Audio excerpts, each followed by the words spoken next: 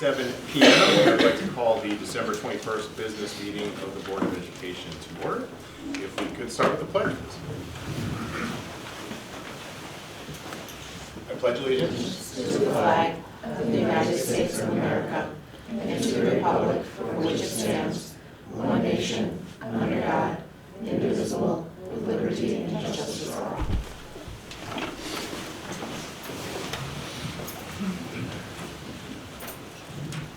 I'd like to invite one of our student representatives to read the land acknowledgement for us. The West Irondequoit Central School District acknowledges the indigenous people of this region and that this school district building sits on the homelands of the Onondaga of the Haudenosaunee Confederacy. It is on these lands that we teach, learn, and live. Thank you very much.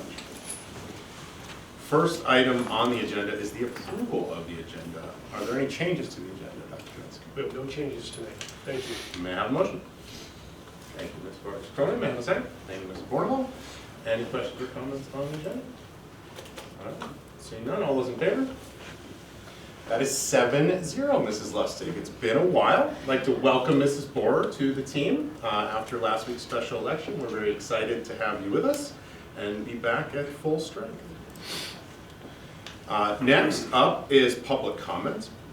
We do have a few people signed in for public comment tonight, so I'm going to call you up in the order in which you signed in. I'm going to just read a quick public comment protocol.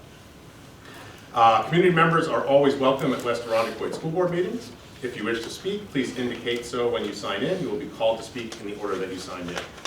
To ensure respect to the people and process involved, the board requires speakers to adhere to the following conditions. Not make any comments related to a personnel matter. Written statements related to a personnel matters can be submitted to the district clerk. When asked, come forward and stand at the podium designated for public comment and state your name and address for the record. Your remarks are limited to 3 minutes. Mr. Sullivan will keep time for us. Place your written comments or additional materials in the folder on the podium. We ask that all comments be respectful, relevant, and timely. Comments that are a restatement of previous views made by the same speaker, personal attacks, or allegations could result in the speaker being asked to stop within the parameters of the Code of Conduct. The board will not be responding to comments during this session, but please know that we are listening. And first is, I think, Shane Leary. Good evening, everyone. My name is Shane Leary. I live at 88 East Parkway. I'm here to speak on behalf of Forever Friends program, which is a universal pre-K program on the West Irondequoit School District. My son, Rowan, he's 4 years old. He's a student of the program and just have seen such tremendous growth and development in his social and emotional skills since joining this program. He had some previous 2 to 3 year and 3 to 4 year pre-K education before this, but this is his first introduction to 5-day education, and he's just taken so well to it and made incredible relationships with his classmates and also his teachers.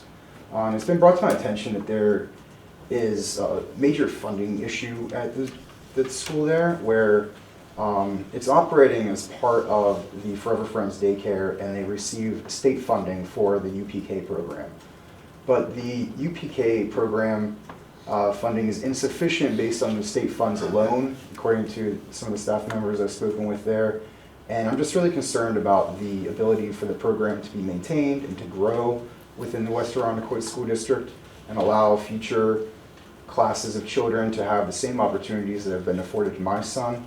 I have no other children, so I have no direct horse in this race here, but I do want to say that I believe in fair and equitable access to education for all people that are within the district, and that I believe that the research studies on academic performance for children that attend UPK show an increased aptitude during elementary school and their potential future to pursue education at the higher level, such as 4-year degrees.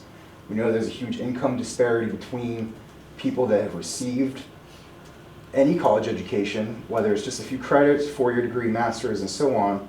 And so it's really ultimately to the benefit of our community if we can make sure that we can allocate the appropriate attention and resources to developing a UPK program within this district that allows equitable access. One of the things that has come to my attention is that currently Listwood, Forever Friends, and then also Sunshine are like the 3 current publicly funded UPK programs in our district. As it stands right now, to my understanding, Listwood was only going to be a 1-year program.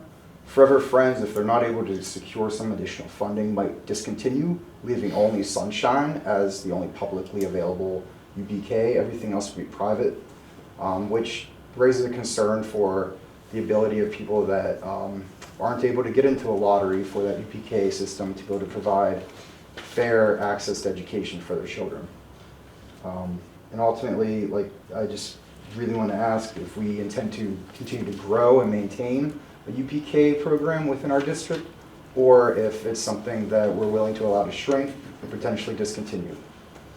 Thank you. Thank you. Thank you. Next up is Hunter. Hi everybody, my name is Hunter. Today I live at 50 Cambria Road. My family moved here a year ago in 2022 from New Orleans, from Louisiana. I'm born and raised down there, so it's been quite a culture shock to come up here. But a really, really wonderful one that I had no idea I would appreciate as much, genuinely, from aspects of community engagement, going to the firehouse, going to the police department, even just the ability to come and speak to you guys has been awesome. I'm speaking pretty much on directly what Shane had to say about UPK. My son attends Forever Friends. He has shown so much improvement, especially getting him out of a daycare situation that was really haphazard. It was a 3-day program. There are issues with waiting lists. There are lots of young children with parents who are struggling in these tumultuous times to even, kind of continue the upbringing that they had whenever they were growing up. And so the ability for him to be able to go to a program like this that is, state sanctioned, that is guided in the way that it has been incredible. And Forever Friends in particular has been super great about communication, about being involved, about letting us be involved as much as we want to be. I think, Shane said a lot of the points about the contention and funding and our willingness as a community to be okay with the shrinkage of the UPK. But I think one thing that I would like to see, if there's any way, is to get more transparency, I guess, into what the board's thought process is when it comes to the future of UPK. Anywhere from the funding and how that's going, the program itself. We find a lot of people on Facebook groups and things like that are the kind of normal area for mass communication nowadays, asking, oh, how can I sign my child up? How can I get involved? I think we're lucky that we got on the list whenever we did, because we were banging on the door of Forever Friends asking, hey, where do we sign up? Where do we sign up? And any kind of transparency into, I guess, the future of the program and the leadership, the things that we're trying, the things that are not working, the things that are working, how we're moving forward. I know that we as a community can do it. I've seen that because there are so many other areas that we do it so well.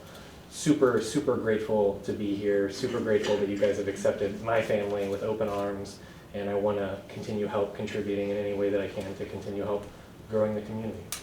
Thank you. Thank you. Next is Philip.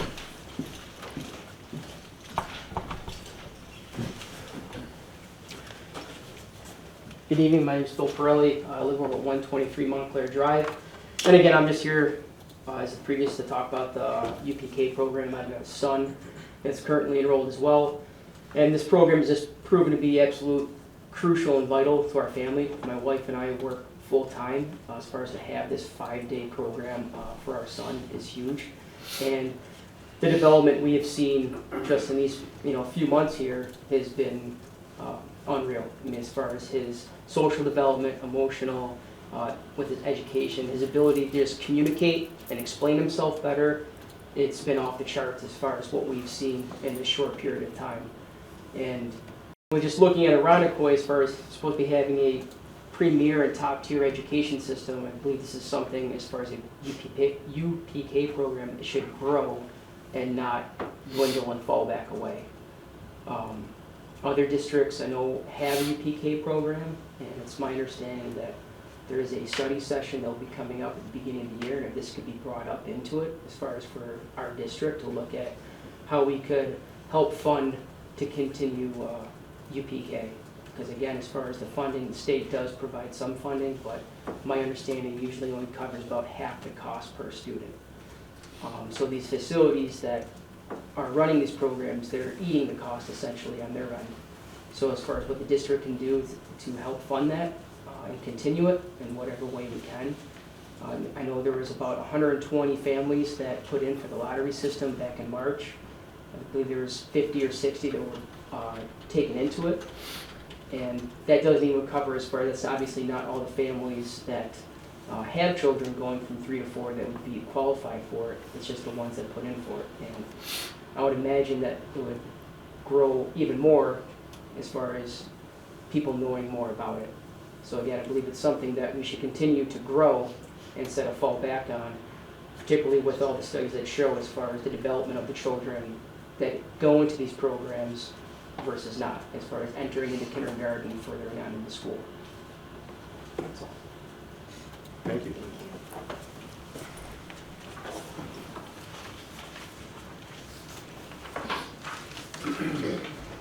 So we don't engage in discussion or conversation, but I do want to thank all three of you for your advocacy. We've, at a number of our meetings, if you go back and look through our minutes, we've had public discussions about our goals and visions around pre-K. Those have all been videotaped as well, so that could be helpful as far as aligning with where we are as far as where the board's been. And I would also just strongly recommend, this has been a piece of advocacy for the board around full funding for pre-K in the state budget. So if you're willing to share your comments with our state legislators, Senator Sommer Brook and Representative Sarah Clark, that would be beneficial for all of us, I think. So just thank you again for coming out. And like I said, when I met you, I introduced myself. The superintendent, I'll follow up with a phone call to you folks, and we'll talk more, okay? And I can help with some of that information as well, and we'll take it from there, okay? Thank you. Thank you. Next on the agenda is the approval of the minutes. May I have the recommended resolution, please? Be it resolved that the minutes of the November 16th, 2023 and the December 7th, 2023 meetings be approved. Thank you, Mr. Bay. Seconded by Mr. Sullivan. Sorry, Justin. Any questions or comments on the minutes? All right, all those in favor? That is 7-0, Ms. Lustig. Next is the good news, friends. Take it away. More than 120 high school business students competed in the Decker Regionals at RIT and went on to earn regional finalist honors in 19 events. They were among 750 plus students from area schools who competed. The IHS girls cross country team finished 12th among 30 teams and tops among Section 5 squads in the New York State Federation Championships. Dozens of students from multiple clubs have been very active this holiday season, giving back to the community. Among them, the Rogers/South Lawn Builders Club. The club donated 867 items to the Irondequoit Community Cupboard. Students stayed after school to sort, count, and box up the items. IHS business teachers Lou DeCesar, Janine Lent, and Levon Bucciarelli were each named Gold Star Teacher Award winners. And for the 15th straight year, IHS has been named a Blue Star High School for student financial literacy. Honors are from WISE, which stands for Working in Support of Education. Congrats to our faculty and students. Colebrook first grader Mia DeCanella served as the honorary captain for a Rochester Americans hockey game last night. She was part of Agalasano's Children's Hospital program. Mia has battled cancer in recent years but is in remission. 6 fall athletes earned first team All-Greater Rochester honors from the Democrat and Chronicle. They are football players Cam Freeman and Sarah Hall, cross-country runners Aubrey Smith and Lizzie Teitler, and volleyball players Ryan Dijon and Lainey Flynn. Boys soccer player Carson Keller and football's Isaiah Ballard were second team picks. Sarab was also named the Section 5 Class A Co-Defensive Player of the Year. 68 IHS students were inducted into the National Honor Society, and 35 more inducted into the National Technical Honor Society.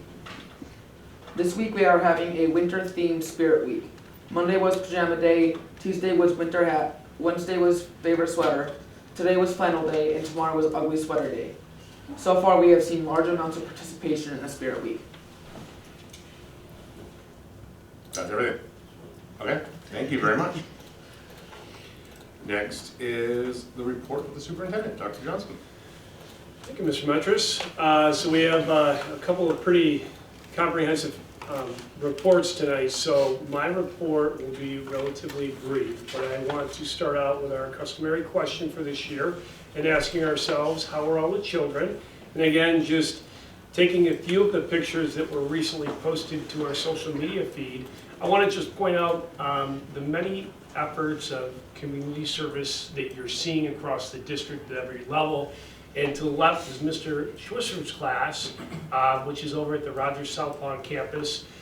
So we don't talk as much about our younger students being involved in service. So I think the fact that service learning is starting at that young age, and we're instilling that is that sense of their civic service and duties, commitment to the community, I think is a very special part of our community. So bless you.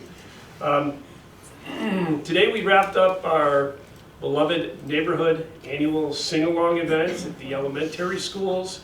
And as you can see by the picture to the right there, there's a lot of additional pictures and videos on our social media. It was a big success once again. So I just want to thank you, send a shout out to Mr. Denbleeker, Mr. Line, of course all the principals for all of their just organization and coordination, our security for the support, the buildings and grounds teams, the custodians, and just all the staff too. It was just a really joyful event.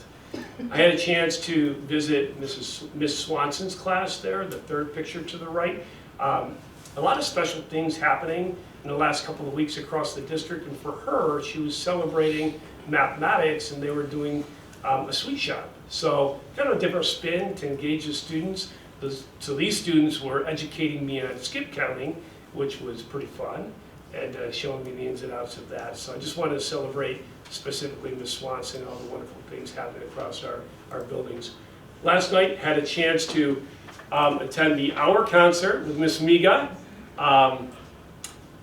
I'm not sure where the name came from because it's not quite an hour, but it is an absolute phenomenal just concert.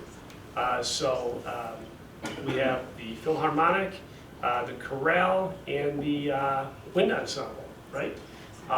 And just one of the really special things that happens at this concert is they invite all of the alumni up. And so each of the different groups, at the end of the last song, they invite them up, and it's extremely well attended. So I just want to, again, thank everybody involved in that. Music continues to be just one of the gems of the district, and just a tremendously well appreciated program. Thanks to all the hard work there. And then thanks to Andrew. Andrew, you gave some great updates tonight. In the lower left there, you can see our DECA crew. That was the regional competition that happened at RIT. I know that we had, I think it was a high for the last 10 years. It was over 100 students attended, and nearly 20 students, right, were able to qualify for the state tournament that's coming up. So congratulations to that. So just a couple of updates across the district. I think at the last meeting, we talked a little bit about the fundraising policy that we had updated. So since then, we've engaged a couple of our administrators to help co-chair a committee because we do have a controversial issue that we want to just examine a little more deeply. So that's going to be chaired by Kim Crystal. She's our Director of Humanities and our Assistant Director for Counseling, Family Counseling, Student Equity, and Wellness. So Counseling, Student Equity, and Wellness. Leah Daniels-Farron. And we're going to be meeting tomorrow, actually, just to kind of plan forward as to what that'll look like. Had the opportunity to meet with our executive cabinet this past Monday, and we had what we call the budget blitz. We're going to do another one the day we get back from break. So it was great timing to hear from our guests tonight, because we're gathering all the information back from the departments, from the buildings. We're talking about all of the data. Some of that will be front-loaded tonight with our student services, and just looking at the needs, right? Some of the areas that are growing, some of the considerations for resourcing. And a big part for this year, as we know, is we had carved out some one-time expenditures last year in the budget to make sure that we could really deeply consider those positions that we have funded by the federal stimulus grants. And so that's a big part of it. We talked through all the information we got back from our people as to how those have impacted our students. So we're getting prepared to deliver that in January at the budget workshop. And we'll add UPK to that, so we appreciate that. Finally, just a reminder, thanks to the board for working this out, and welcome to Melissa. It sounds like we're all in agreement that on the 18th, we've added about an hour for a short retreat for the board to just kind of sharpen their saw. So thank you for that. We look forward to that. And that's all the updates for tonight. Are there any questions?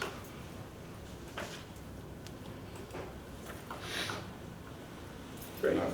Thanks so much. Thank you, Dr. Johnson. Yep. And next is the report of the student representatives. So this month we met with students from Air Point Middle School. They shared that they appreciated that diversity at the school. They share that through multiple different ways there. They have cultural flags in the hallway to represent different origins, and students felt that was beneficial because they felt appreciated and welcomed. We walked around with a few of the students after we met with them, and this one girl, I forgot what grade she was in, but she was very excited to show her artwork in the hallway. And I think that shows their sense of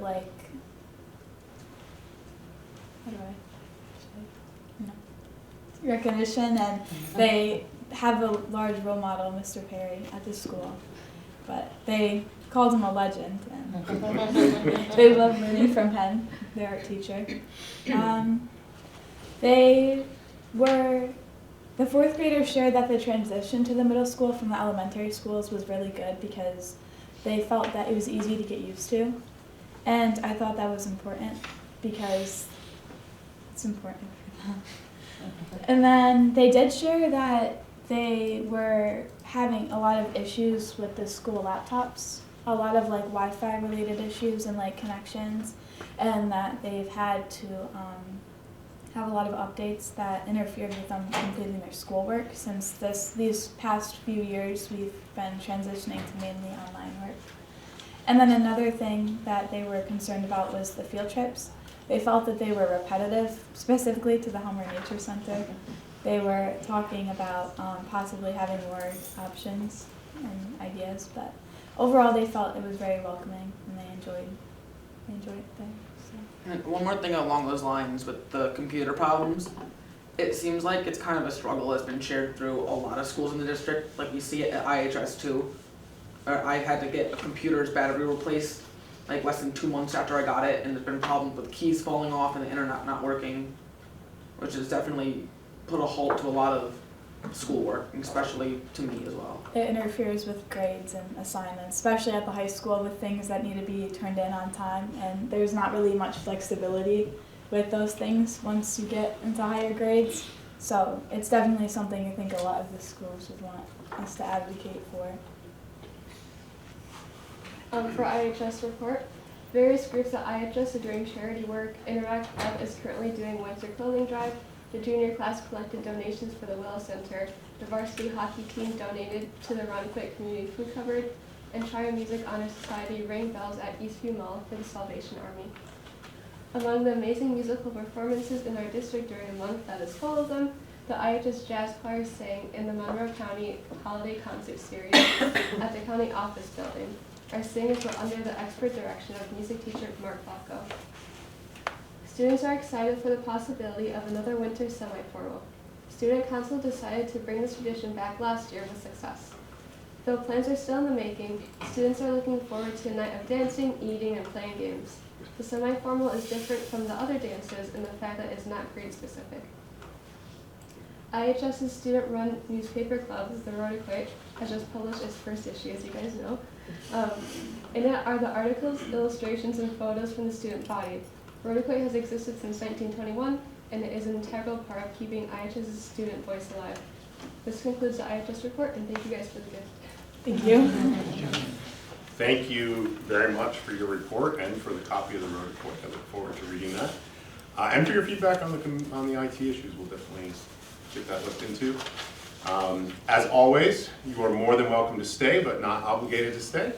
And if you choose to depart, have a great holiday and New Year, and we'll see you next year. Yes, sir. Thank you again for the gift. Hope you all have a good break. Happy holidays, folks. Sorry. That brings us to the report of the treasurer, approval of the financial statements and treasurer's report. May I have the recommended resolution? Be it resolved that the November 30th, 2023 financial statements and treasurer's report be accepted as presented. Thank you, Mr. Sullivan. Seconded by Mr. Connor. Dr. Johnson. Yeah, Mr. Brennan, anything to add to this report tonight? Just the highlights are included within the executive summary piece. Just maybe highlight it. We did list out just to make the board aware of some of the different investments we're utilizing right now regarding some of the links to the CDs and also the New York Municipal Trust. Basically, we're just trying to maximize opportunities regarding interest rates. We're trying to capture on the way up, and now with the Fed indicating we're going to do at least 2 rate cuts in the year to come. Make sure we're maximizing the rates as they last. Just kind of strategy to maximize that revenue source, which has really done well for us. Any questions for Mr. Connor? All right, seeing none, all those in favor? That is 7-0, Ms. Lustig. Next is report of leadership staff business. Dr. Johnson.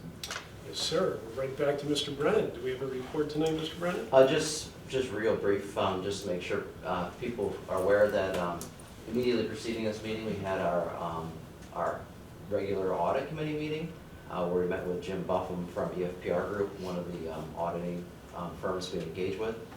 And the audit committee was selecting our area of focus for the 2023-24 school year for the internal audit. So he'll be conducting it, looking at benefits, and presenting a draft report in March. Questions or comments from Mr. Brennan? Thank you, sir. Next is report of leadership staff instruction, and we have special education continuum update. Dr. Johnson. Yes, like I said, we have a couple of comprehensive reports tonight. This is our first one, so I want to turn it over to Ms. Miga to introduce our guest tonight. Great, thanks, Dr. Johnson. Tonight we're joined by our 2 directors of student services, Joanna Rowe and Amy Donk, who are going to share some updates with the Board of Education and Community regarding the department and really the district's work specifically towards our special education continuum. And this was based off of the work completed during our student services analysis and some of those recommendations which came from there. And this is especially helpful as Dr. Johnson mentioned, coming to budget season and determining needs for next year. So this is going to just give us a picture of kind of our current status and some of the needs, projected needs that we see coming up. So without that, I'll turn it over to our directors.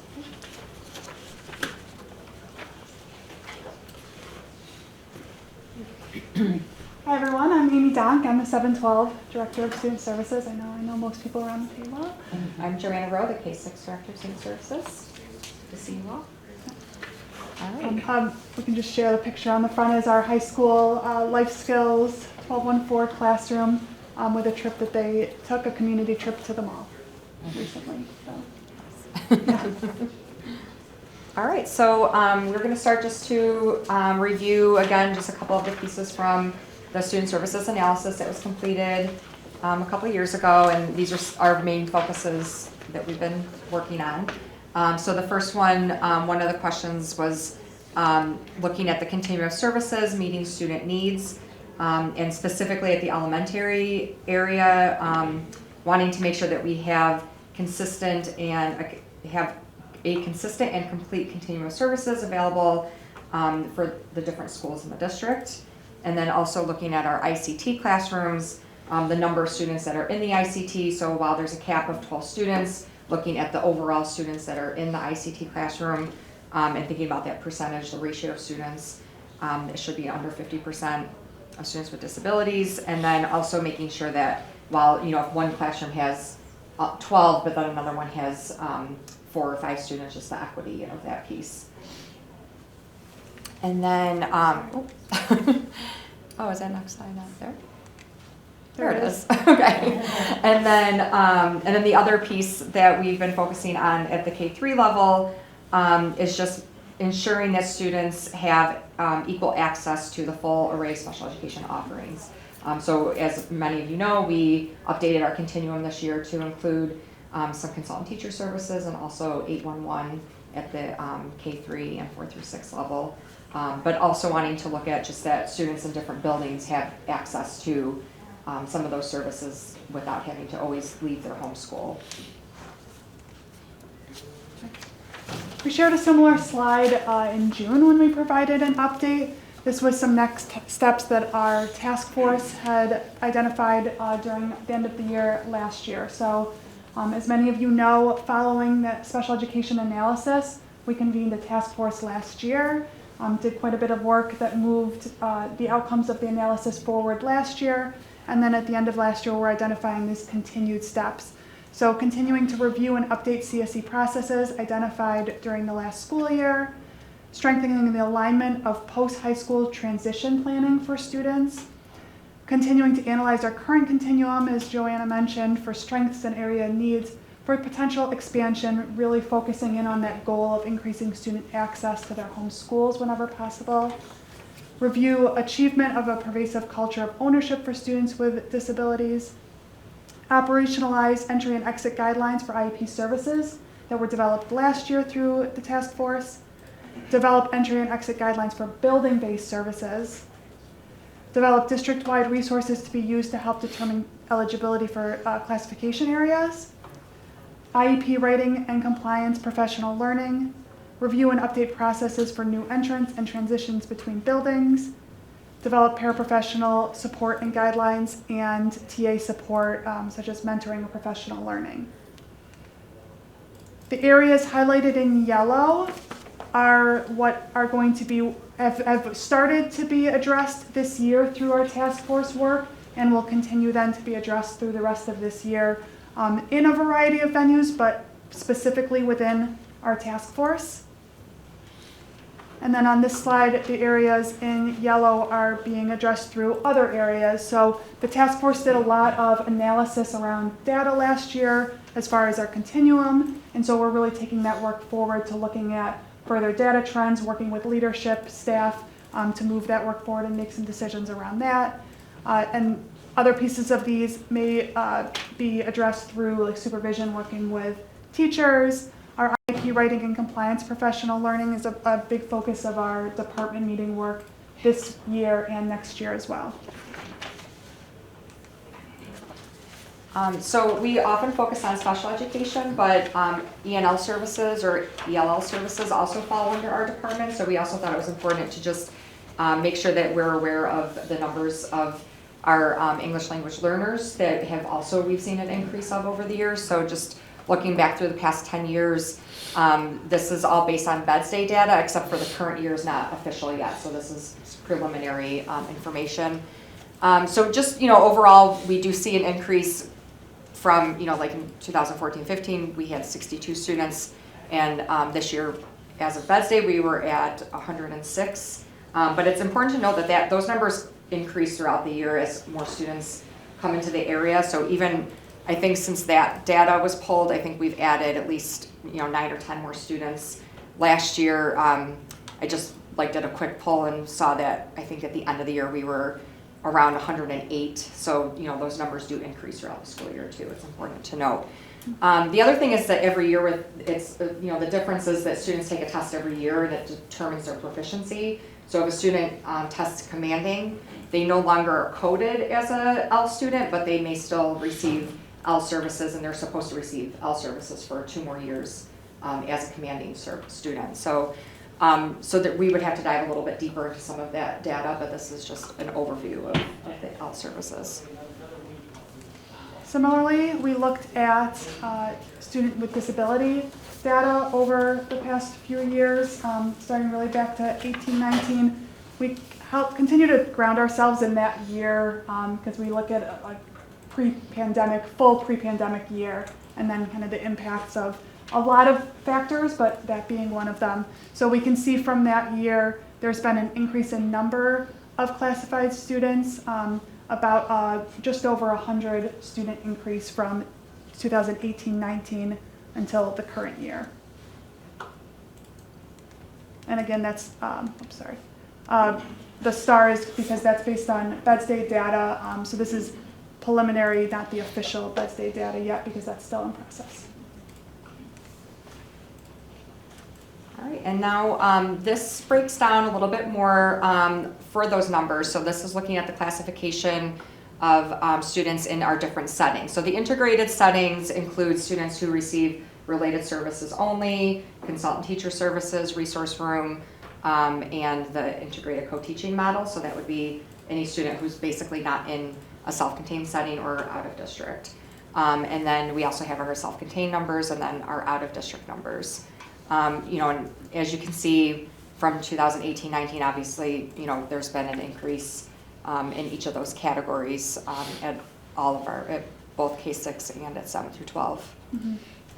One of the things that we looked at a little bit more closely with this, because I think that the increase in numbers is really interesting and important as far as our staffing and what our programs are able to accommodate.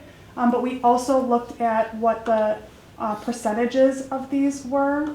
And so we saw, for example, the 712 out of district percentage based on all of the 712 students across integrated, self-contained, and out of district. The out of district percentage remains steady at 15% across the board. So we're not sending a higher percentage of students out of district, we just have overall an increase in needs overall. Similarly, at the K-6 level, there is a small increase in percentage from 9% to 13% increase in the out-of-district numbers, but again, fairly steady. We have seen a bit of an increase, and again, not an intense increase, but a bit of an increase with the number of the percentage of students who are requiring self-contained versus integrated settings.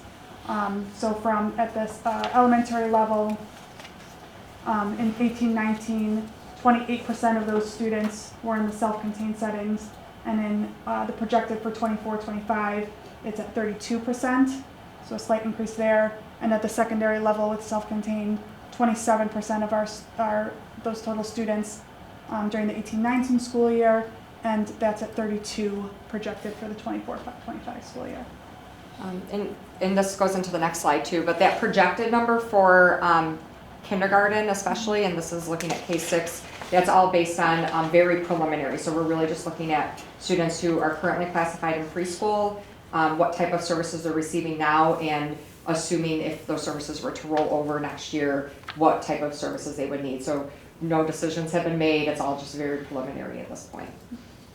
So then looking at just the K-6 level for self-contained programming, just to break that down a little bit, we are seeing a greater need at the kindergarten than in previous years specifically. So for example, we had 4 kindergarten students this year that came in as general education students who had no prior preschool experience, and after evaluation, they had significant needs. Well, it was clear right on that they had significant needs, but we did some evaluations and they all required special class setting. So that's something that we've seen in the past in this district. But it meant that we had to, really work hard to get them placed appropriately in a quick period of time, because we wanted to make sure we weren't, losing time on getting them appropriately placed. And with that, we did add our 811 setting this year, but we didn't have a kindergarten option, we weren't anticipating it, so we did end up having to request a variance to include kindergarten with the 1st through 3rd grade, so that we had enough seats for them, but age-wise, we had to request a variance for that. But some of the things that we're just seeing overall with our 12-1-4 classrooms, we're just seeing in general more students who have adaptive needs, such as toileting, dressing, being able to open food containers, an increase of students who need augmentative communication, having high levels of need for language and communication. We're seeing more significant need for explicit instruction for those students, more OT and PT services, a lot more sensory needs. So with that, we are just seeing a greater need overall for what the students need. And then the lack of safety awareness with a lot of the students too, because they don't have those communication skills. At the 7-12 level, again, looking more closely at our self-contained programs. So you can see from this, so like the 7-8 level, the 12-1-1 is at 12 students, so that's at capacity. That 12-1-1 does not exist at the 9-12 level. At the 9-12 level, the similar program is the 15-1-1. So there's 2 sections of that. So the capacity would be 30 students. We're actually at 31 students in that program. The 12-1-4s at both the 7-8 and 9-12 levels are both at 10 students. So that's something that's definitely manageable for them and is within what would be expected. And at the 8-1-1 levels at 7-8, there's 8 students, so that's at capacity. And then at 9-12, there's 4 sections again, so we're at 32 students, which puts us at capacity for that. We have had to do a variance for that 15-1-1 for 1 period during the day, and 1 period of the 8-1-1 also required a variance because we had to have 9 students in the class just to have students be able to access the courses that they need. Can I ask questions in the or do you want to wait to the end? No, go ahead. Just, can you explain the variance process, and are they, like, for that one classroom, are they fairly accepting of that, or are they say, okay, we're gonna give it to you, but you really gotta fix it, don't come back again? I'm just asking. They're fairly accepting, so you cannot start the year with a variance. So you have to go into the year planning for whatever the need is based on the numbers that you have going into the year. But what happens is either through new entrants to the district, unanticipated situations like Joanna was explaining, initial referrals where that's the area of need that the student requires. That's where those numbers might go beyond what was planned for. And then there is paperwork to fill out, and I think for the most part they are pretty understanding. Like like Joanna's went through and it was fairly straightforward. Yeah. Mine are still in process. Well, I'm just, the reason I asked that is even the other slide had the K3, I think was at 12-1-1 was at 12. And I'm just wondering, from a board perspective, we go into budget season, I know Aaron and Chrissy really update us on those numbers through Michelle and James, and then just, I was wondering, so they allow you to get to the next budget season, or how does that work? Like, okay, we have so the variance is for the rest of this year, right? And then, but next year we would have to look at projections. So, and that was risky this year going in with 12 students. That was also one of the new classes that we shifted from. All the classes were 12-1-4s in the past, and we shifted to having the 12-1-1. So that was a very specific class, but it is something that we are looking at next year, that we're anticipating a need that we would want to make sure that we have enough seats to cover for that specific class, because we are finding that that's a popular option for given the needs of the students right now. So basically that type of class would be students who don't have quite the significant needs that I was reading out before, but they still need a smaller class that accessing the integrated co-teaching would just be too overwhelming for them. So they need that small class with more explicit instruction. And so again, we are seeing a greater need for that as well as the kids with the more significant needs And then too. You said something about the integrated co-taught, there was a percentage, I'm sorry, I forgot. So it is, we're supposed to stay under 50% of the total class, so the cap is 12 students, but you also are supposed to stay under 50%. So, you know, if you have 20 students in the class, you would not be able to have more than 10%. I don't mean to over-explain it, but just, yeah. Okay. And then, just sorry, on the last question on this, so then, and I'm just gonna use like the 12-1-1 as an example. So if we have to ask for a variance, is there a certain number of variances they give you? Like, what happens if we had to reclassify 4 students, and now it becomes a 16-1-1? Or do they say you can have like 1 or 2? Yeah, it's Do you one know or what I mean? two. If they say right? no, you can. Yeah, I have think it. at some point they probably It's- would tell us you might want to consider opening another Yeah, class. I don't believe think it we're is quite, I think it's 2 above is Okay, the most that yeah. you can have, yes. And the I think consideration is that, capacity. I mean, it can Right. be even, is it even realistic to have 16, even if they Right. were to approve right, this? yes, Right, I mean, yeah.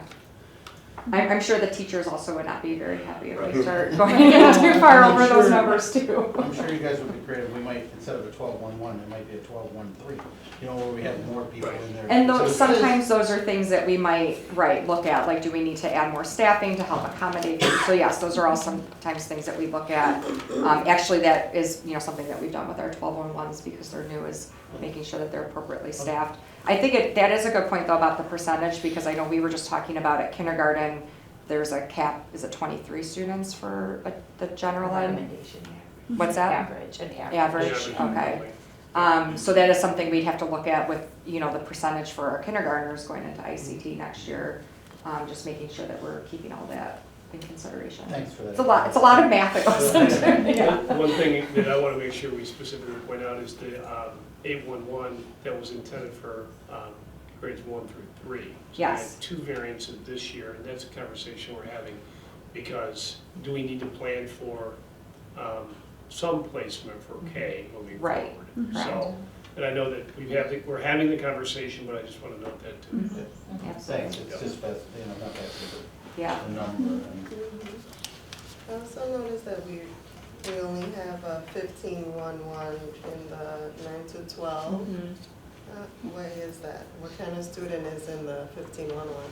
So the profile of student that receives the 12-1-1 support, and I'm going to preface this by saying it's every student as an individual is looked at each year. So this is what the pathway that many of the students will go through, but we certainly see students who make quite a bit of growth and are able to go to a less restrictive environment like integrated co-teaching. And we see students whose needs increase and we need to go to a more restrictive environment. But as a general rule, students receiving the 12-1-1 support at the elementary school and then at the middle school and Dake Junior High School would then receive 15-1-1 support at the high school. And at that point, those needs for students, students have typically built skills to the level that they still need a smaller class size, but not as small as the 12-1-1. No, not yet. Okay. So this is just looking at our incoming kindergartners. So again, this is very preliminary. I know I already said that. So this is just looking at the current preschoolers that are classified. You know, we really have no real idea of where we're going to land in a few months, but we're just starting now the case management for that, which includes having in-district representatives go observe students, working with the preschool programs to gauge, you know, the type of programming that the students will need, and then we'll start the meetings for those at the end of March. So but right now, based on students who currently are getting like a SEEIT service, which is basically a special ed teacher that pushes into a general ed preschool setting, we would project to have about 20 students that could potentially need ICT, which is, as you can see, double from where we are right now, and a huge spike from previous years, but again, this is very preliminary. And then the same thing at self-contained, as I was saying, we are seeing a greater need, so those numbers have also increased. So that's just something that we're trying to plan ahead so that we don't have to have variances, but you know, right now it's just, we're monitoring it as we go. And do we see that increase because I'll say the pre-K program where we're seeing more students earlier, where we might have not seen some of those students before, right?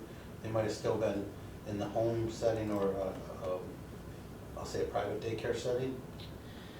Not necessarily, Okay. I don't think, because, you mean because we have the UPK program? Not necessarily, so the special ed services cover students who are in daycares and the UPK. Yeah, but not home daycare, or if someone. They can, yeah, they They can can, get, but- they can get services, no, they do qualify. If they're in a program, they're probably, you know, could potentially be more likely to be identified earlier.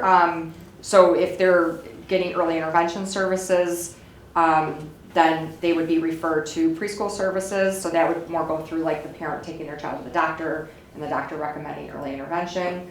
And then, so we do service a lot of students that are also in private daycares and also at home. So it's a variety. But that's a great question, yeah. That would be interesting to see, you know, like overall. But just off the top of my head, though, you know, I don't know if that's necessarily an increase because of that. My feeling is that there's more of an increase because we probably had parents starting later in the process for early intervention because of COVID, that they were keeping kids home. So, and I actually have a slide in a little bit that shows just like one data that was, one, you know, survey that was done in that area. But I think we are just seeing an impact overall still from the pandemic that, you know, is going to carry over for probably at least another year, hopefully, that, you know, at some point it's got to level out. But that's what I'm assuming is the majority of it. Can I just ask a quick question? Yeah. The projected numbers that you're looking at, how do those coincide with like overall enrollment for the incoming kindergarten? Is that also going up? Am I making myself? I'll look at you no, for that. We were looking at this, it's not looking like the overall enrollment. Okay, I was just looking at percentages in my head, so Yeah. thank you. Yeah. Thank you. And then this is just looking a little bit, just breaking that down a little bit, looking at those students that'll be going through the 405 transition process in their home schools. So again, if we look at the students who are going to be incoming kindergartners, and again, this is very preliminary, but if they needed ICT services, we're projecting, you know, like Brookview, for example, 1 to 3 students may potentially need that program. So this is important just as we're planning, you know, where programs may go. But again, it's very preliminary, so I think it's too early to make any definitive decisions on specifics. But I think one thing we're seeing is, you know, like more of a split versus other, you know, but there's a lot more kids this year than we had in the past.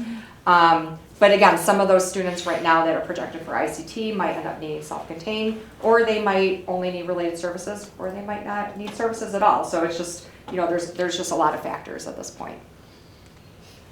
And then this is the study that I was referencing before.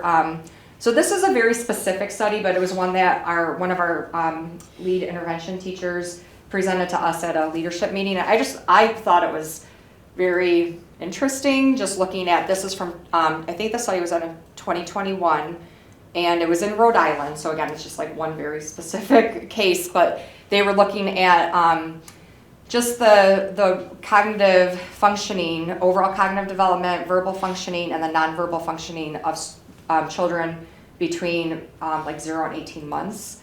And just, and they're trying to just look at like, has the pandemic affected students? And, you know, we don't have a definitive answer, but it looks pretty alarming just seeing, you know, how significant of a change there is there. So this would be the cohort that we're talking about that would be coming up, and just like thinking about, oh, this is potentially why we are seeing such a greater need than what we had in the past. And then I just think, you know, the important thing is to think about how important that early intervention is. So I think going back, John, to what you were saying, we might have more kids in programming right now, but that's so important that we're catching these things early.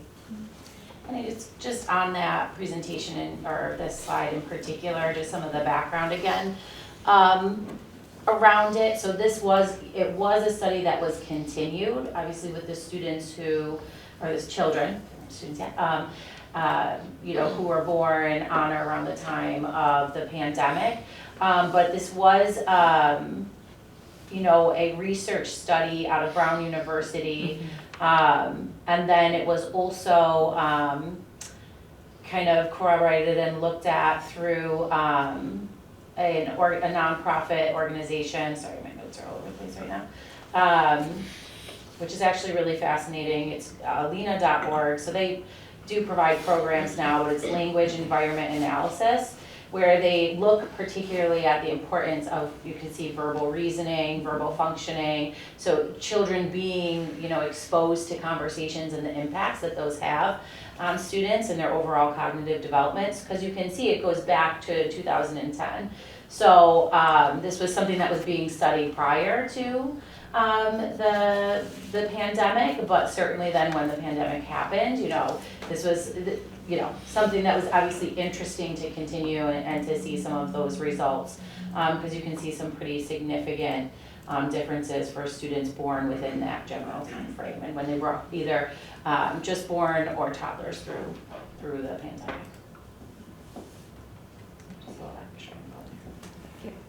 So to summarize, overall, we're seeing an increase in the number of classified students.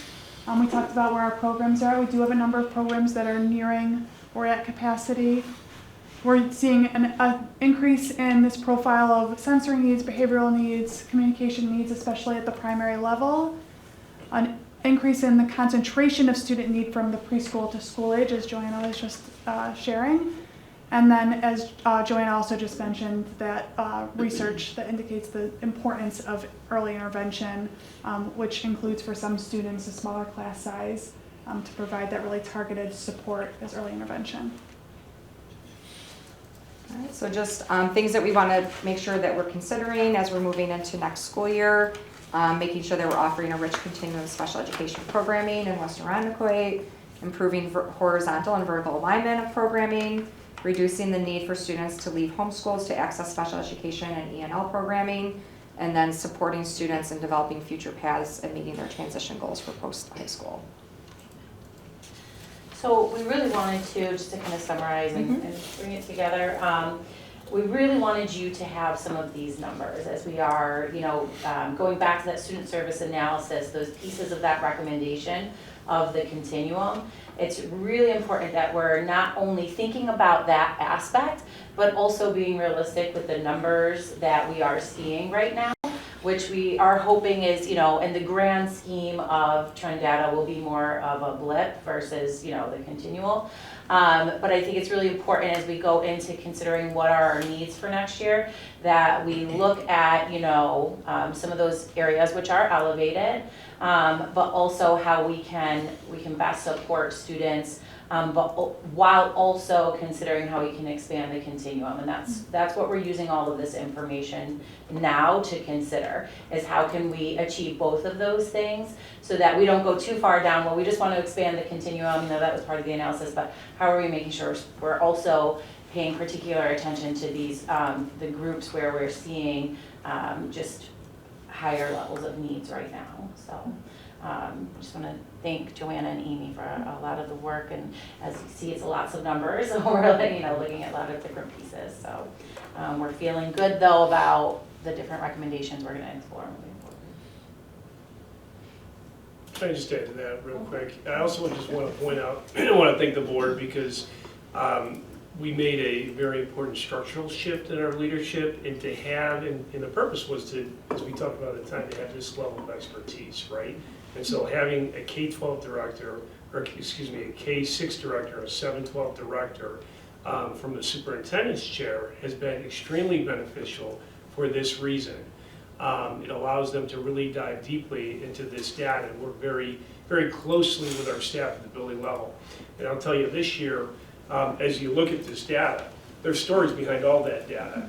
And across the board, the people in the classrooms across the district, as well as our SES folks, our principals, our assistant director, and these two have been very, very closely involved with these cases to help to support them along the way. And I'll tell you, I'm not sure that we would have been able to do it without that level of, I think, engagement. So I just want to say thank you, and thank you to the board for supporting that. Timing was great.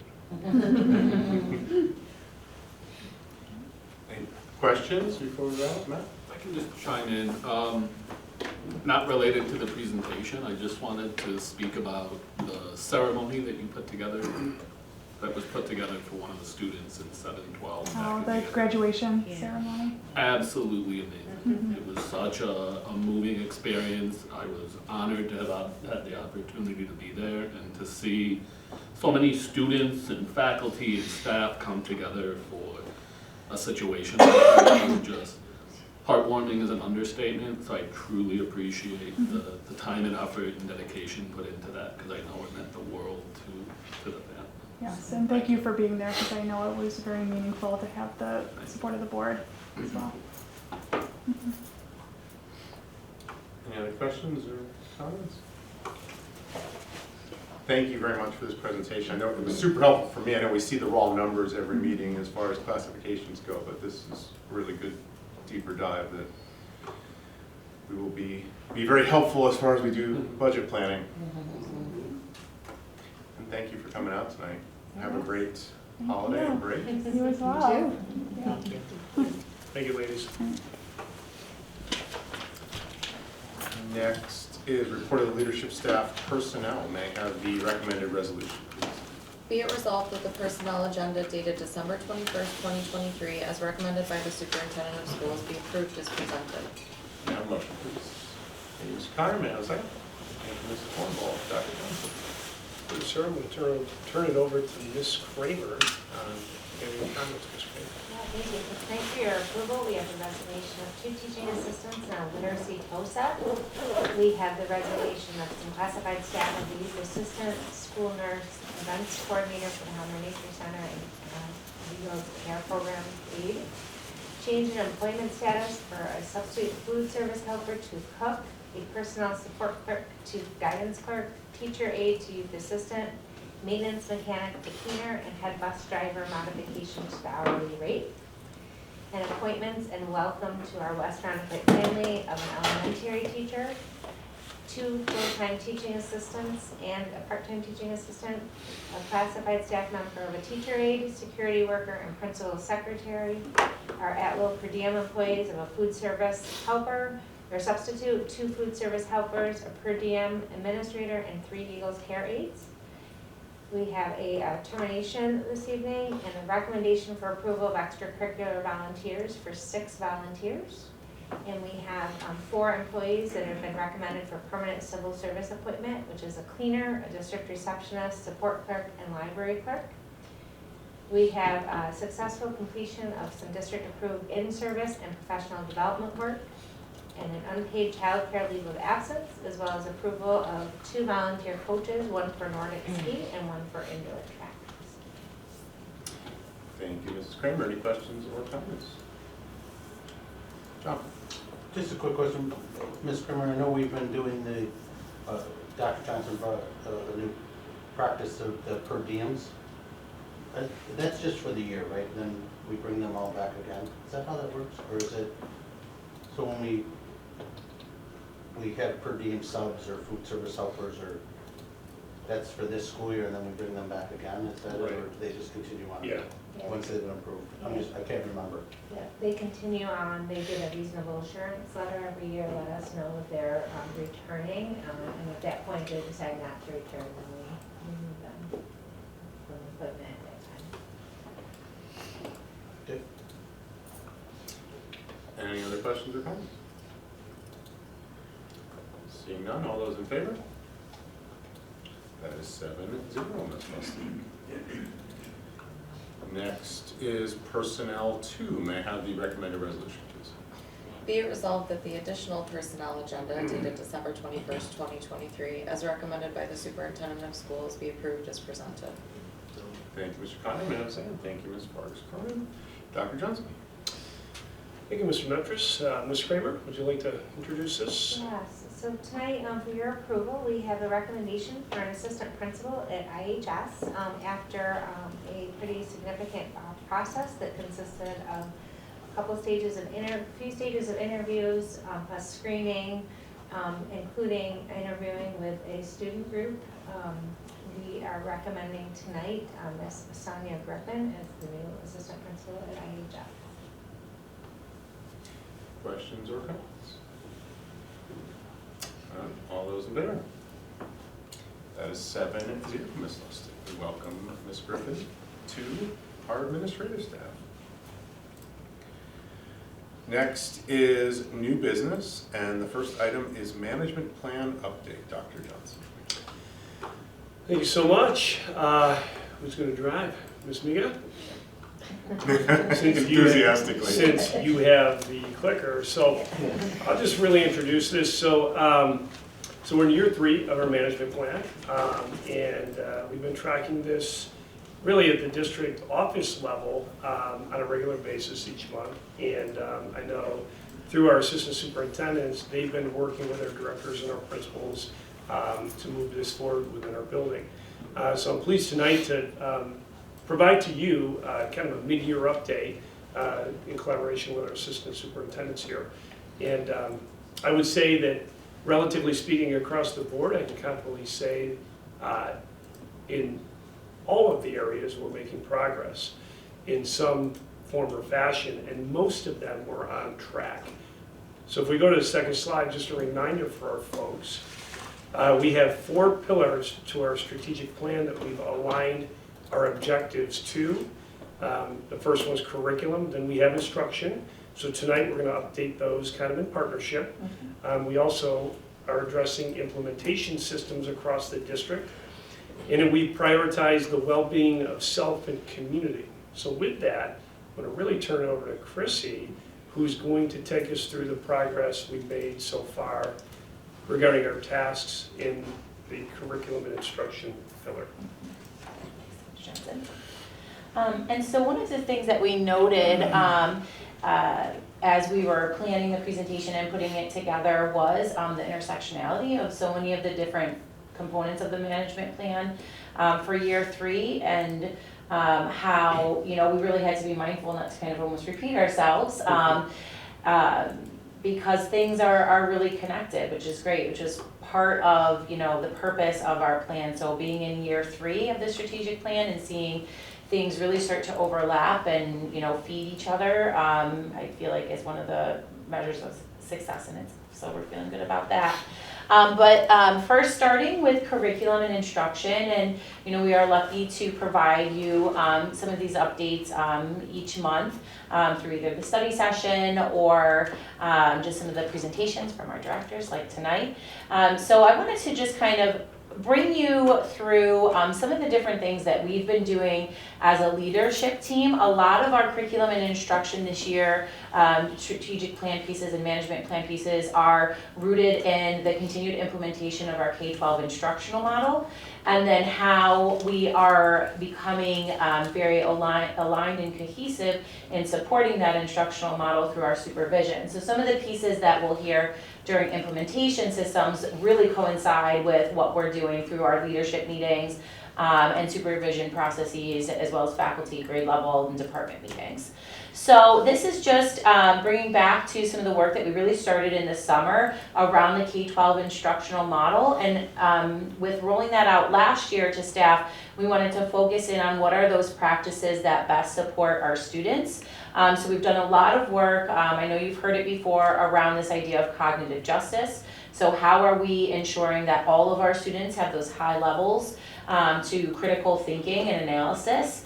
And so we have had several experiences as a leadership team that are then turnkey to staff through different venues around how can we continue to look at research-based best practices, like for example through the task culturally responsive teaching in the brain, and identify those best practices to implement that help to provide that access to all students. And so again, you'll see later even more evidence of this, where we are then thinking about how can we be aligned in helping to implement and support those best practices in classrooms, and use supervision as a lever for cognitive justice. So we've created questions that we're all using as a supervision team, as a leadership team, with staff around the 2 particular sections of the K-12 instructional model, student-centered learning and the independent student application. But we're using similar questions and the same questions with staff to really hyper-focus in on how we can best support students.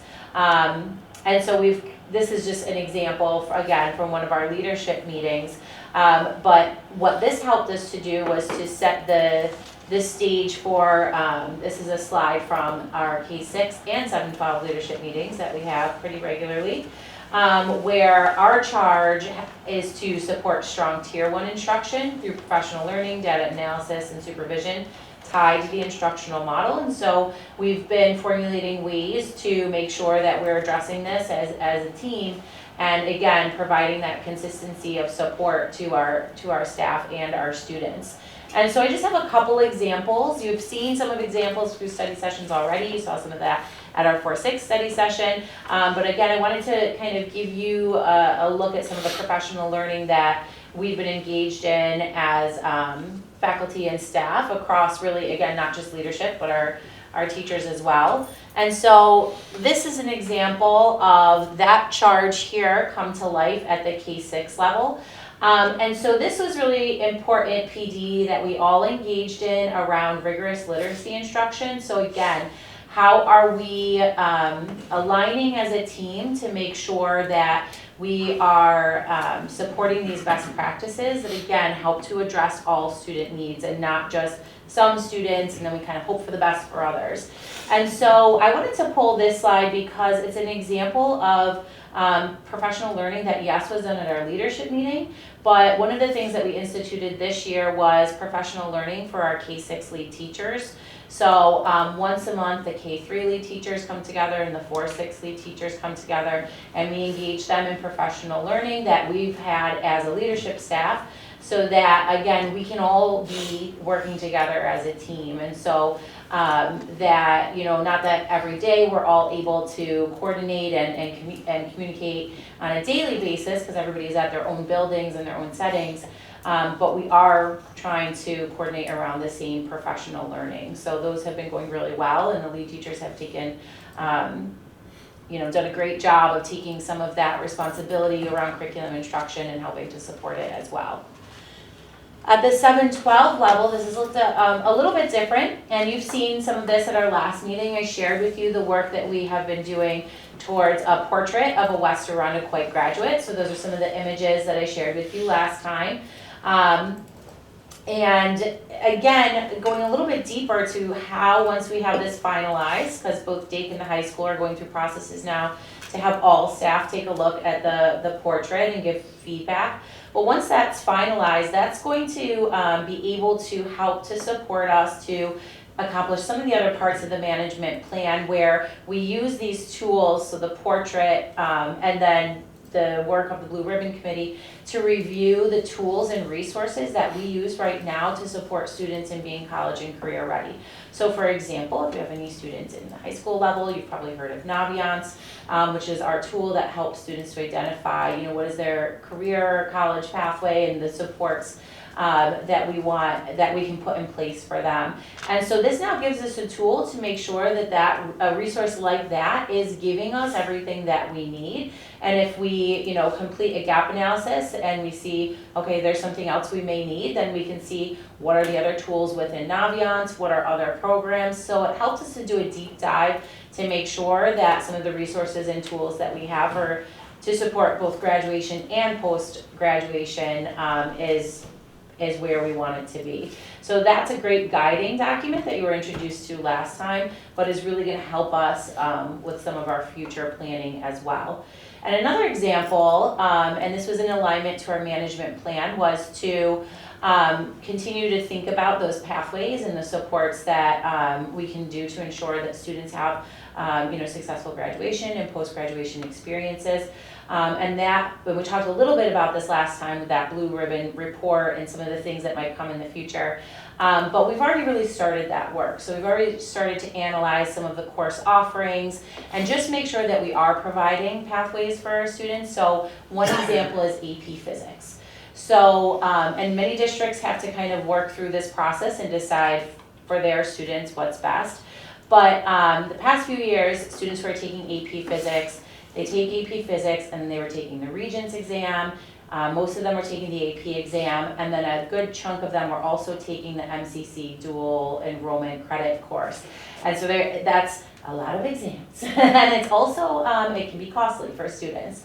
So we're looking at, and the curriculums don't exactly match up. They're close, but you really have to do some finite and going with a scalpel work to make sure that students who do want to access both the AP exam and the MCC dual enrollment credit, that they get the instruction around the curriculum for both of those that is needed, because they're not like a perfect match. So one of the things that we started to do is review how could we actually change the course offerings to actually increase our AP course offerings,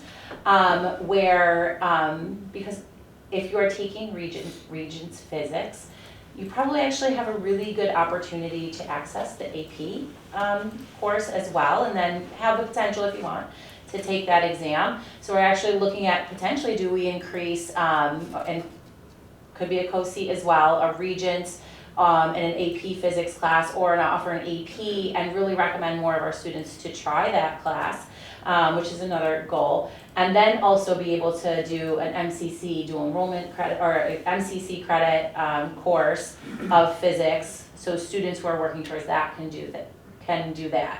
So we're really looking, at the gamut and getting that granular of what is going to be best to offer our students, so that we don't inadvertently also eliminate a pathway for students. What some other districts will do with this, for example, is they'll just do the AP, and then students kind of have to do some work outside of that class to get the MCC credit, or vice versa. So we're saying, how can we actually maximize that and increase opportunities for students? So that's just one example of some of the work that will go into this piece of the management plan now, but also obviously in the future. And so we will now shift to our implementation systems, but we'll come back to, through this implementation systems, some of the work that we continue to do around curriculum and instruction. And I think I'm handing it over to Mr. Brennan. Yes. All right. Thank you. Yes, so in implementation systems, the area I worked on with folks in transportation was really targeting the area of extracurricular transportation. So really based on surveys and discussions with teachers in the programs, we were really, and also basically came out of the strategic plan itself, we were looking at implementation or the lack thereof impacting before and after school participation, particularly at the grades 4 through 6 level in terms of music and intramurals. So our analysis really kind of targeted this grade band, and we looked at current participation in these programs, and then looked at our existing bus routes to see what we could accommodate within our existing bus routes. And then we also looked at what additional resources we would need to be able to accomplish and provide transportation for those that the existing routes couldn't handle. Just as a quick example for that, at Rogers, for example, their programs for music and intramurals occur before the school. And so, although there are routes going to Rogers, those buses are being used at that time to transport students to Iroquois. So that would be an example where we need additional resources in the form of buses to be able to get kids to those programs while those Iroquois students are being taken to school. So we went through kind of an exercise looking at the specific kids in the programs, and looked at neighborhoods and determined what would be a good model to use to be able to provide transportation, but also try to be somewhat efficient as well. So we determined a model, looking at a neighborhood school pickup model, where we would, for an example, for Rogers again, pick up at Brookview, transport kids to Rogers in the morning for one of those programs. And we estimated that it would require, for all the programs, both at Rogers and Iroquois, an up to amount. Participation itself obviously would drive this a bit, but 7 additional buses, and as well as accommodate our students who are urban suburban students to these before and after school programs. Cost estimate based on current costs, as well as estimating what they may be in the future. would be about $353,000. And then besides the cost, the other challenge would be the available drivers. So we have asked for, not specific to this need, but we have asked for additional routes for the first student to assist us with changing in terms of populations, and they haven't been able to provide us additional drivers for that, and that's why we used other services. The board's approved us using what's called Transpo as an additional carrier for that too. So that's what we are at. Part of our discussion for next steps for this would be to kind of encapsulate some of these pieces for our budget discussions in January. So that's all kind of laid out in the management plan. This was to provide updates to the board in terms of where we're in terms of our model and resources as well.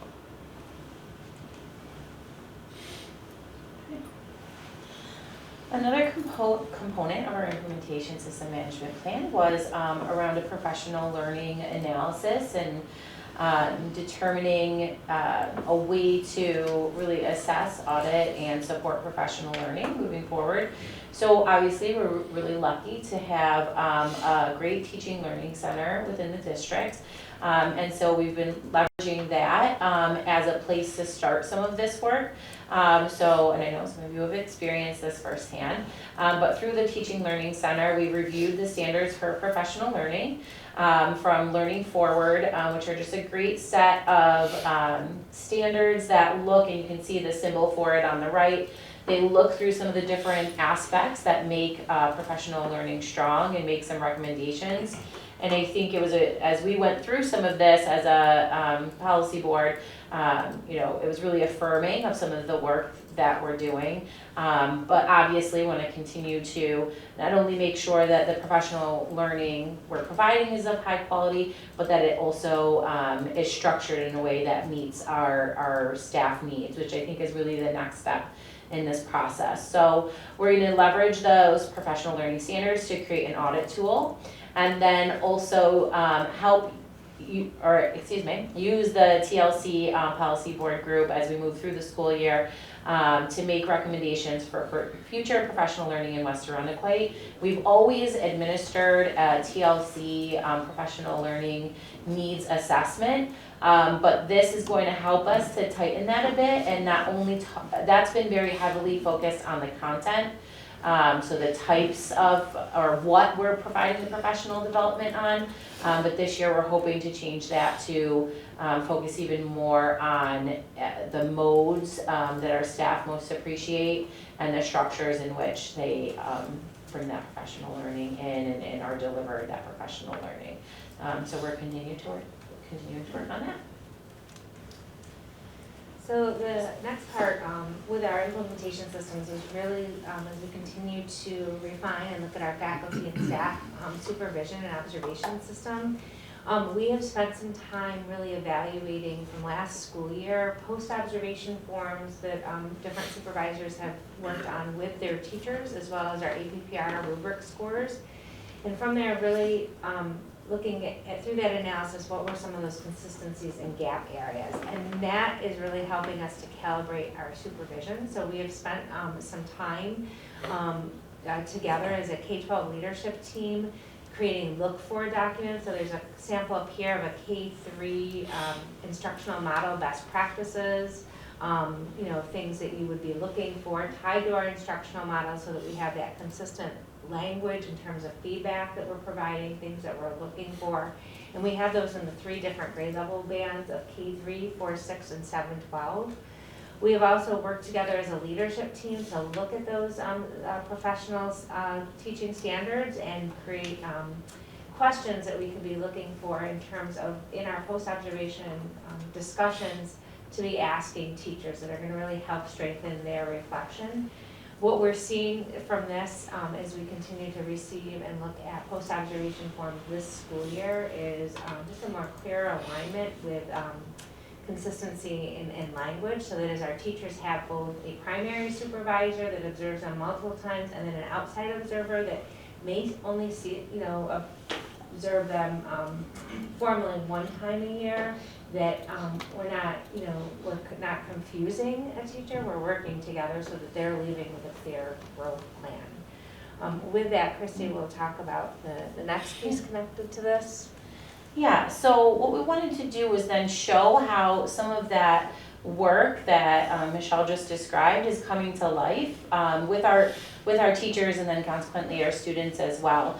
And so this is an example of a professional development that was provided to teachers through department meetings, where teachers were focused in on some of their end of the year data, and then looking at assessments for commonly missed questions and what standards were those questions tied to, and then creating these problems of practice. And so I know that in our focus area presentation this was referenced, but again this just gives you a little bit of a deeper dive to how we are bringing those supervision practices, not to just something that we discuss as a leadership team, but to life through our teachers and our students. So the teachers were tasked with, when looking at our student data and our student needs, what are our problems of practice, statements, which are directly connected to the learner-centered problem. They're based on evidence, and it gives a clear statement about instructional practice.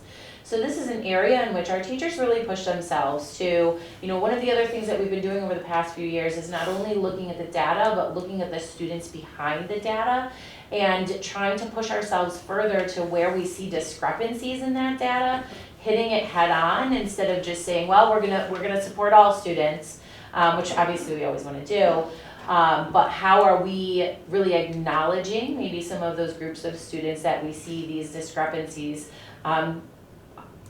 with, and it's over, it's over a period of time, so there's a trend to that discrepancy as well.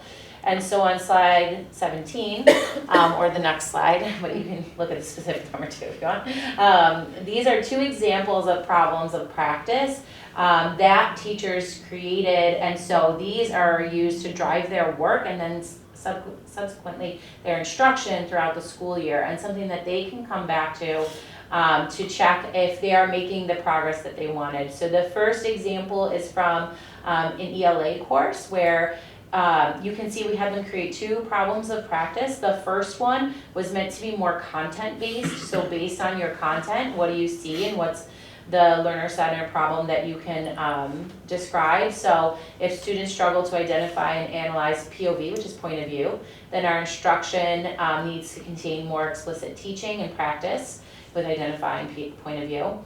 But then we said, okay, now go further. Who are the students, when we think of cognitive redlining, who are the students that despite our best efforts are not accessing that level of thinking? So in this case, they noted that 41 of the 52 students with disabilities who took this course and this assessment, as they're looking through it, scored at a 3 or below. So then they created a second problem of practice that dug deeper. If students with disabilities are struggling on the Regents exam, our instruction needs to more often engage students with disabilities in meaningful reading and using strategies to understand what they read. So it's again, yes, there's a lot of different layers that you can talk about underneath that statement, but it gives them a statement based on evidence, based on data, that they can come back to throughout the year to say, okay, this was what we identified as a problem of practice, what's our progress towards it? And then there's also Science 7 example where first they focused on the content, and then they said, but who are the students that we're seeing consistently struggle? And so then they identified the student group as well as what is an instructional strategy or strategies that they want to use to address those students specifically. So lots of digging deeper. And then based on some of our professional learning, again, this is just that connection back to the supervision pieces where we want to make sure that we are coming back to those common best practices. And so based on some of those problems of practice and the further reading of research, we identified the specific practices under feedback that we felt would help to address some of those problems of practice. So really trying to just bring everybody back together into our grounding documents. So of course that work will continue, and we're excited to see how it evolves for our students really over the course of the year. The next piece connected to refining our supervision process is, our teachers are one group of the outstanding employees that we have here in Western Iroquois. So we are in a process of assessing the evaluation structures and tools of some of our other groups. And as a result of that, we have some priority areas where the current evaluation systems or tools may not necessarily match the role and provide that collaborative approach through the supervision and evaluation process. So some of our priority groups that have been identified are our technology and data team members as well as food service. So what we will, in process and starting to do is to coordinate some work groups to look at those and design and make recommended revisions.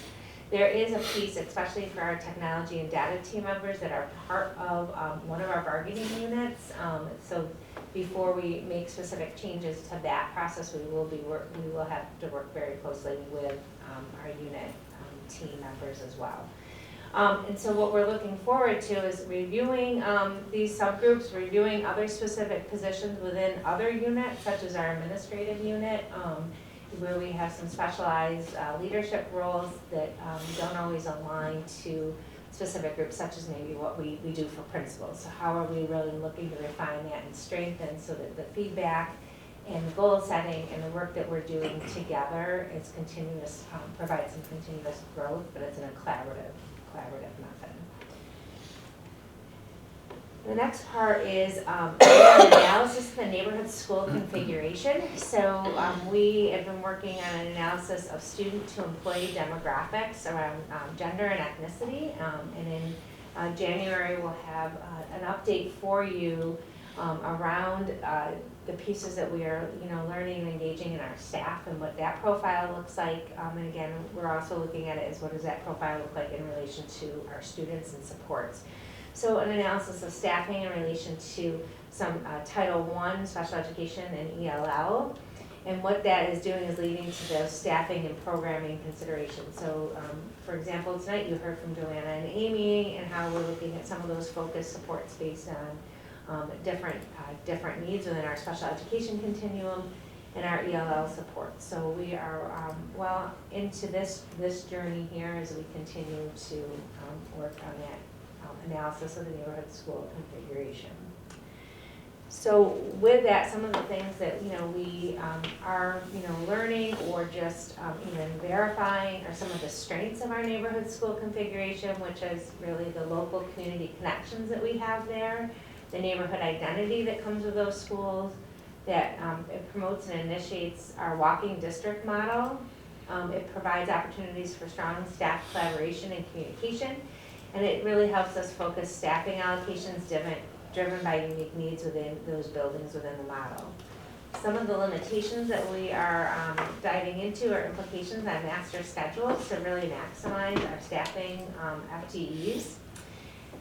That split direct administration oversight, so that supervision and presence, especially in buildings where there is some shared administrators. An ability to implement and sustain that guaranteed and horizontally aligned curriculum. Chrissy has shared some great work tonight that is, taking place, and how do we continue to work through that. And really, again, that impact of class size and balancing those class sections, and then providing that full continuum of student services. How do we limit that disruption to the neighborhood school model when students require a high level of programming. Okay, and for our last pillar tonight, we're going to address our progress regarding well-being of self and community. And so we've really taken you through some of those pieces tied to curriculum and instruction, and really the things that students might experience on a day-to-day basis. And when we talk about well-being of self and community, these are all of those really essential pieces that kind of surround the student and directly impact how they're feeling and how they're doing, and taking care of our students and our staff. And so first up, one of the areas in the management plan that we've been looking at is transition. So again, thanks to our student services department as well as our director of data. They have been analyzing right now and have created a transitions document.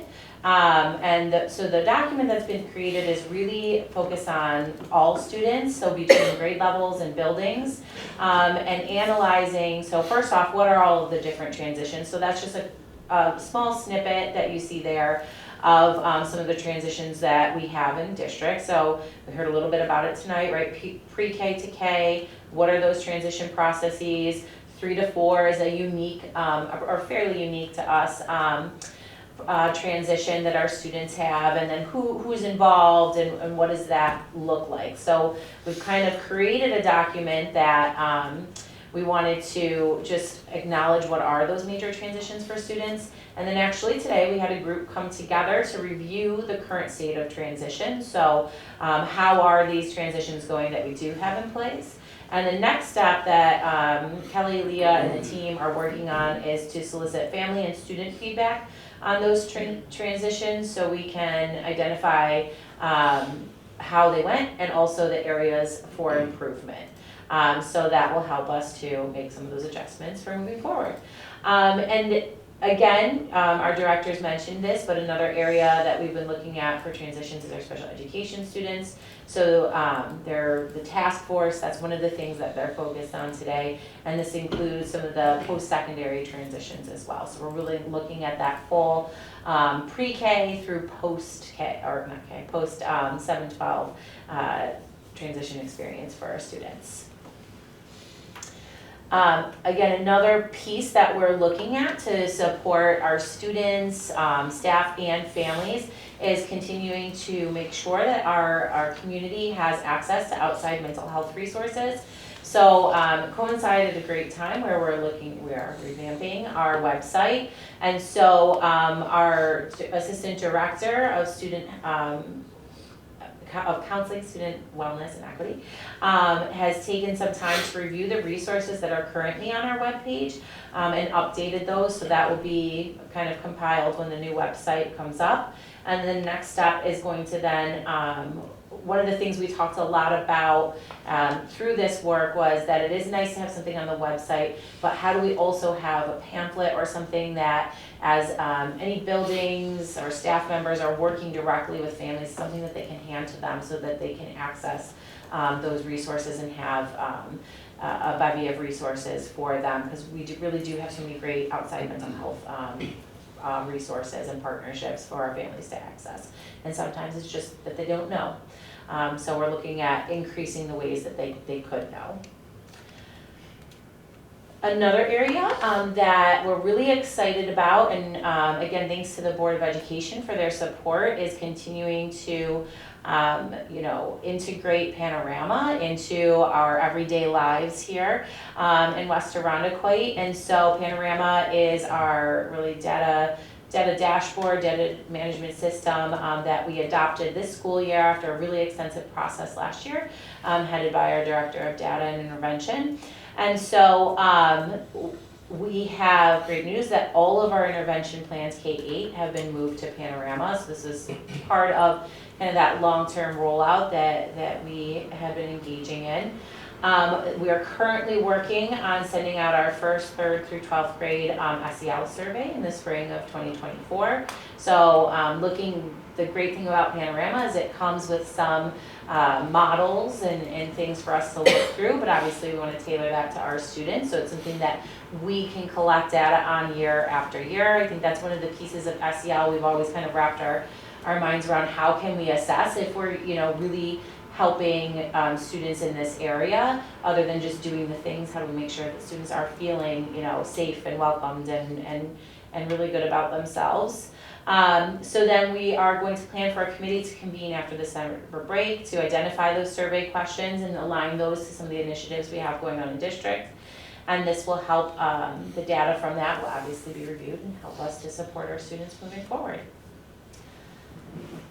Another area that we've been talking a lot about is IST, PST, so our instructional support teams and problem-solving teams.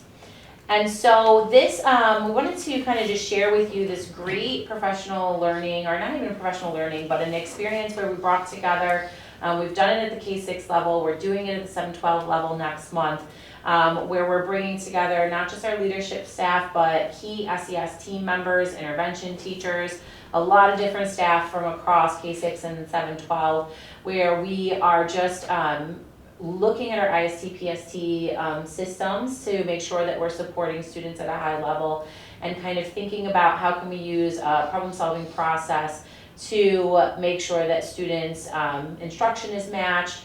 We are identifying problems and then identifying goals. So not just, these are problem-solving meetings around students, but not just an opportunity to share out kind of the problems that you're having, but how can you provide solutions as well and set goals for students.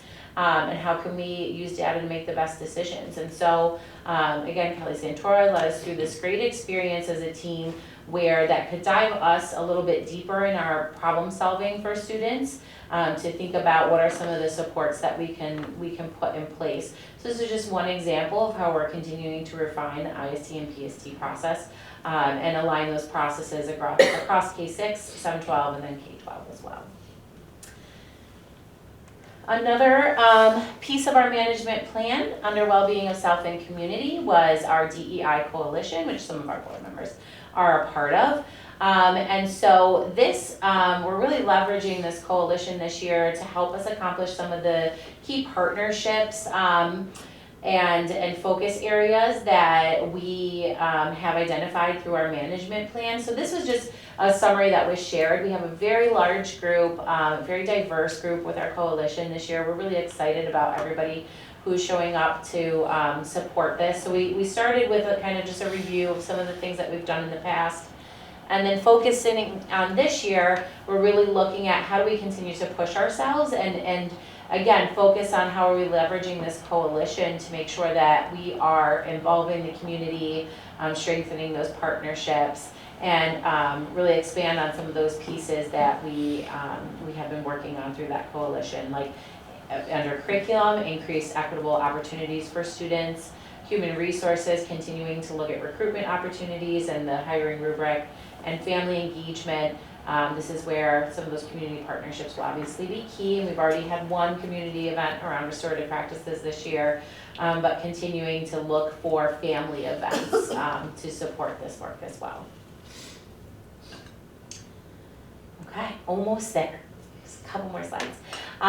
So some of the last pieces of the management plan that I'll address tonight are really, I'm speaking on behalf of our principals and you know, Dr. Johnson, and so please feel free to jump in, because I'm sure I will leave something out, around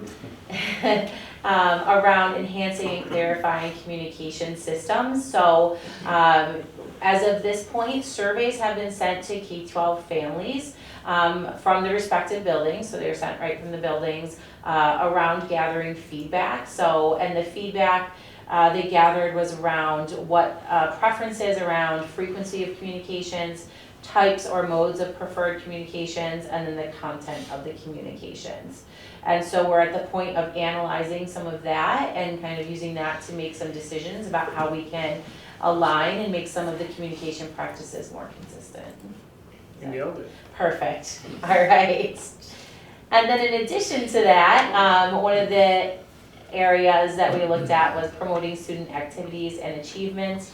So principals have been looking closely at how do they recognize students. So here are some of the ones that are pretty consistent across K-12. They might have a different label or you know, a different, a little bit of a different approach, but you know, identifying students of the month, staff shout outs. And what I loved about what each building has kind of gone through, or grade level band has looked at, is that really trying to balance, yes, the academic achievements, but how do we also recognize students for being good humans and helping each other. And so really, I think every building is looking at different ways to support their students. So one of the examples was, you know, obviously we have referrals for where there may be misconduct or something that needs to be supported with a student, but DAKE has instituted positive behavior referrals. So when a student has done something to help another, for example,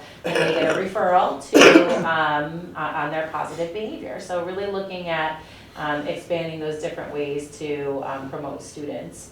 And, you know, activities is part of this as well, and an example of that is grades 4 through 6 are currently auditing the participation data of student activities. So again, who are the students that are actually participating, and, you know, what is the data telling us, what story is that showing us? So kind of in the midst of that as well. We'll add one thing.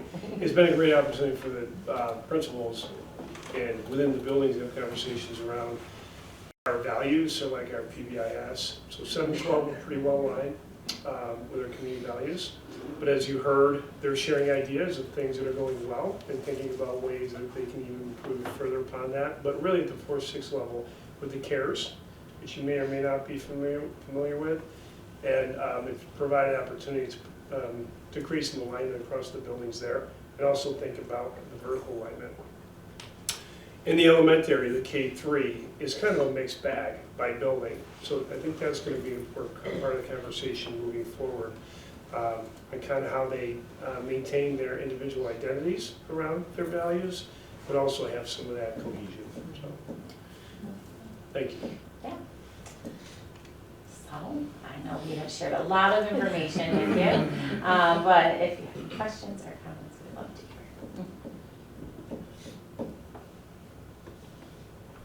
I just have a question on slide 32.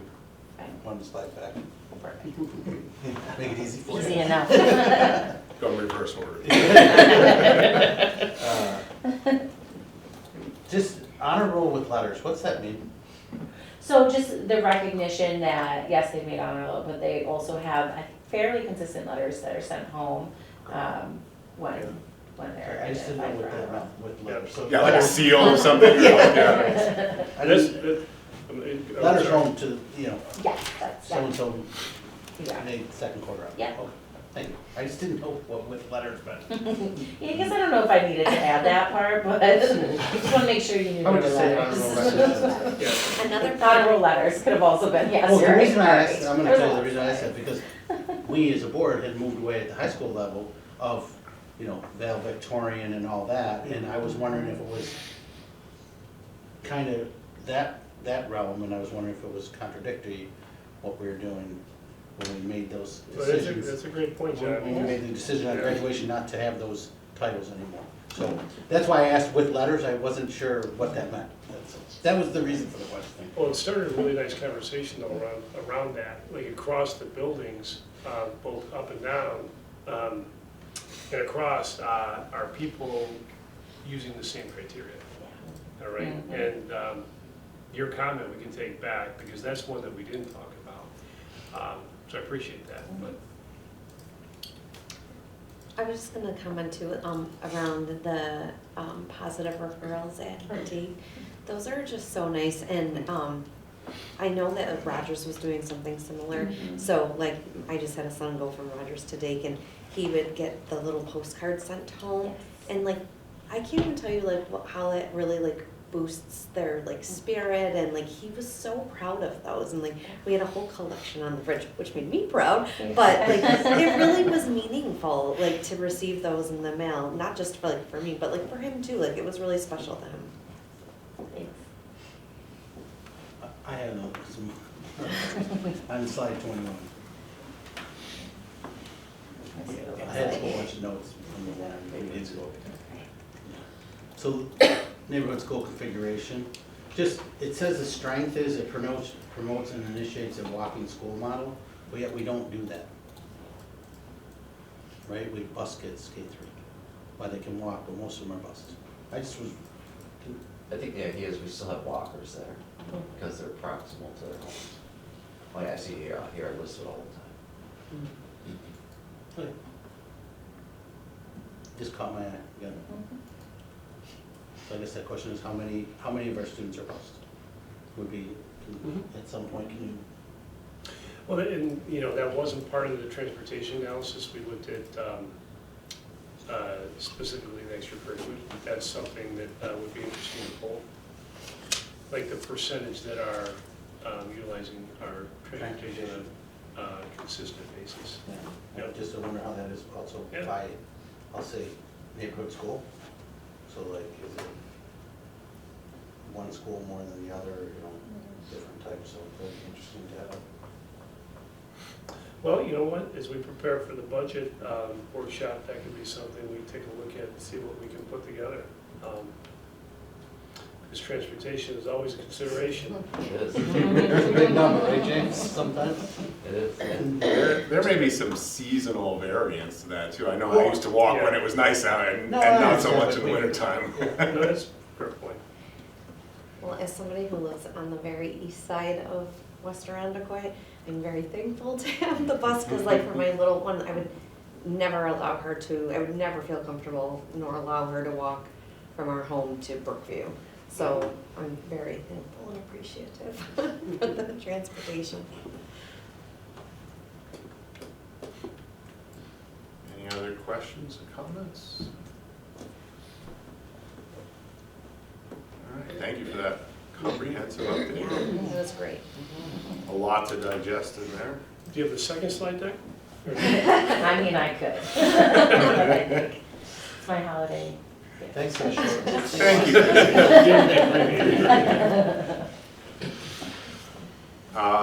Next, under new business is bid award. May I have the recommended action, please?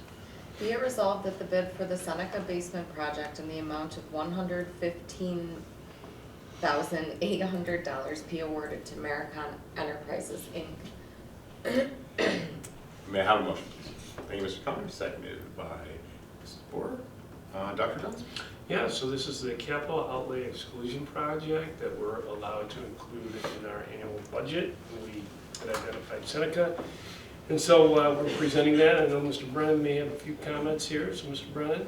Or not? Not much to add, it's just, they were the sole bidder, but it was determined as was a reasonable bid based on the work.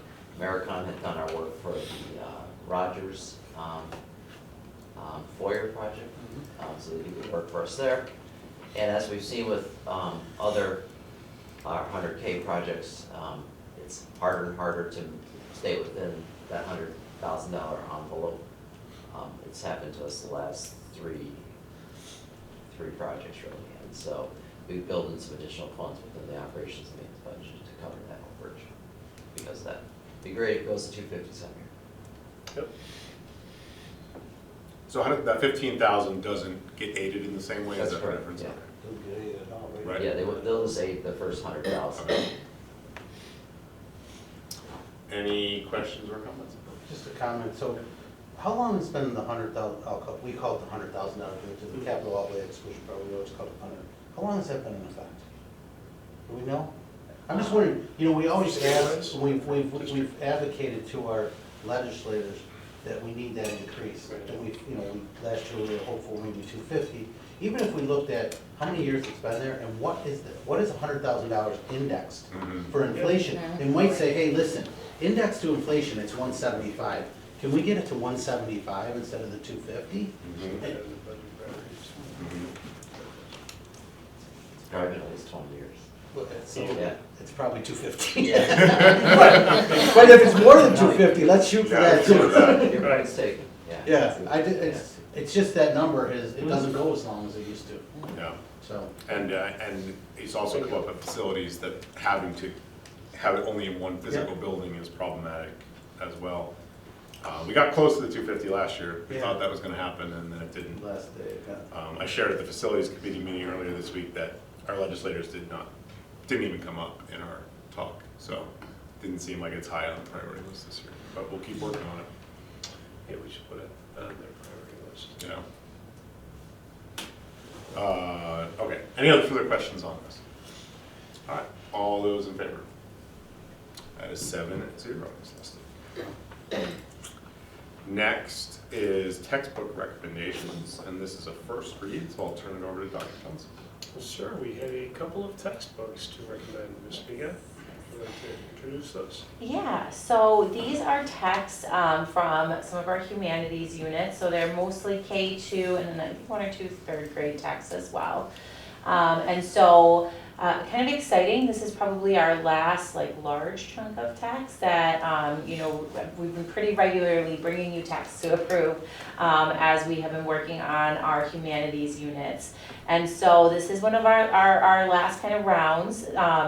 So, you know, but I'm always available for any text that you want me to bring, you just want to read, because I feel like I've been feeding all these texts for the last 2 years. But a couple important things to point out is that the second grade text, and you'll see this in the justification, the second grade texts all center around, it's an identity unit in second grade, but it is connected to one of the critical inquiry projects that we are building into the curriculum for Dr. Hunter cohort. This was one of the original cohorts that worked through. So these are all related to a larger identity project for second graders. And so I just thought it's kind of neat to see, we talked about that, but now you get to kind of be a first-hand look at how this is really being built into our curriculum for all students to come, with your approval, of course. And the other piece that I'll just point out is, which you'll get an update on, I believe at one of the January meetings, in our mid-year curriculum update. We are bringing some of these units, particularly tied to these tasks, through our DCC, our District Curriculum Council, which is part of our usual process, before it's, you know, kind of presented to you here. But just the positive feedback that the units are getting around just the depth of like how to implement the curriculum for our teachers, and also the level of rigor for our students around really engaging topics, were some of the pieces of feedback that came through. So we're just really excited about this work. And so there's a few, so I'll just let people kind of pick whichever ones that they would like to read. Yeah.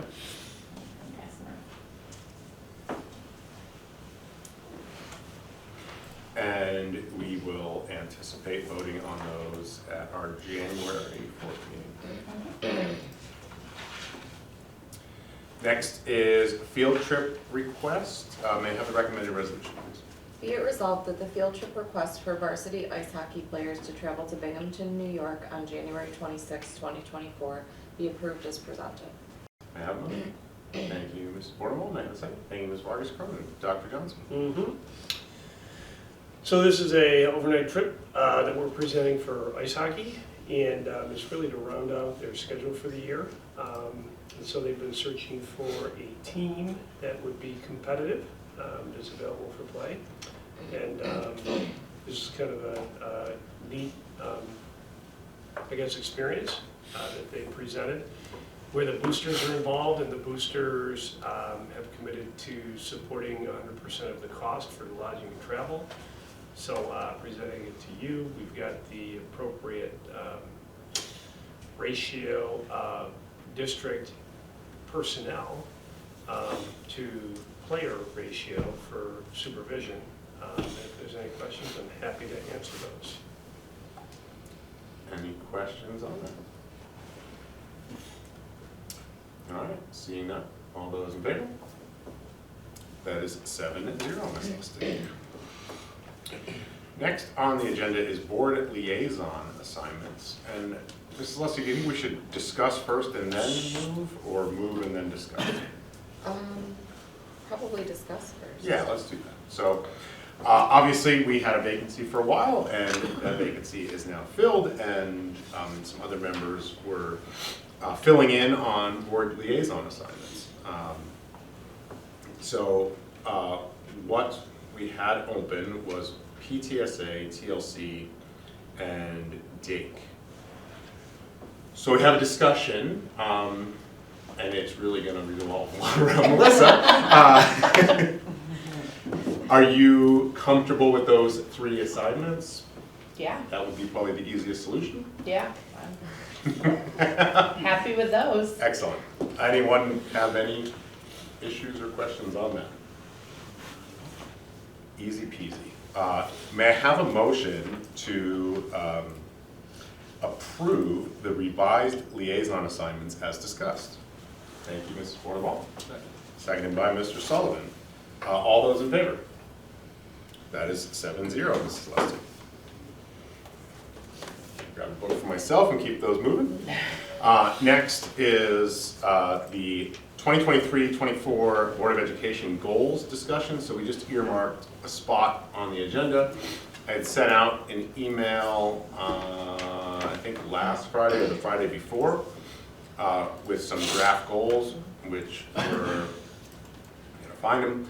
The 3 suggested goals that we came up with that agenda were to continue to support the implementation of the district strategic plan, continue to support the multi-year financial stability of the district post stimulus grants and foundation aid ramp up, and increase opportunities for board professional development. Didn't have any discussion on email about that, so I'll just open it up to the floor if anybody has questions or concerns on Could it. you forward me that email? I absolutely forward you that Thank email. you, just so I can see it. That seems like a reasonable request.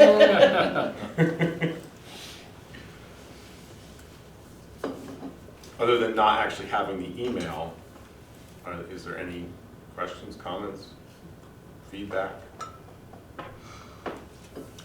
Just, I mean, I'm okay with the goals, I guess, as, you know, we're saying the board goals, I guess, how are we gonna measure them?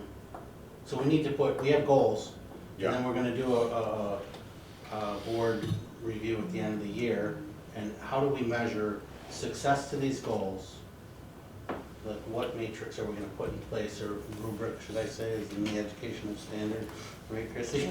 To say, hey, we you know, we met this goal, or we exceeded this goal, or you know what, we really didn't meet this goal, or we need to continue on or do that. So it's great we have goals, and we've done this in the past. We've always stumbled on how do we measure ourselves for those goals, and I think that's just something, if we're having this discussion, I would be interested in what other board members would, and I don't know the answer, that's why I'm asking, of how we would do that. I think that's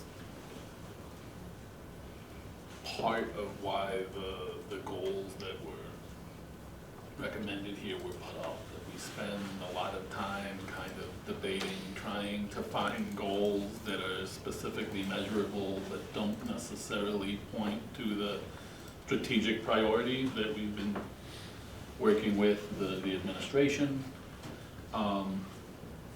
You know, I think if you look at the primary charge of a board member and the goals that we have here, in my opinion, I think that's probably our biggest responsibility. Right? We just went through a 45-minute overview of the management plan. That's what we're here to support. It may not be, this is how we, you know, we completed 75% of it or 45% of it. I think, you know, the ability to look back and say, did we as a board provide the levels of support that we needed to do, and give the administration the resources to execute on that? I don't know. I don't know that every goal that we'll have will be a measurable goal, or does it, if that's the route that we want to go, then how do we make sure that identifying measurable goals don't necessarily detract from the primary charge that we're imparting on the administration? I think it's kind of a conundrum. How do we want to approach that? I didn't answer your question directly. I don't know that everything will have a measurement system if we're really trying to align closest to the goals of the district. And I think, to Matt's point, that was sort of the goal of the goals. This year was to be, we did some research as far as what other districts in our area do. Many don't do goals at all separately for the board. And the ones that do are generally more aligned to supporting the district goals as opposed to independent goals of the board, as you know we have done in prior years. So that's sort of where that discussion came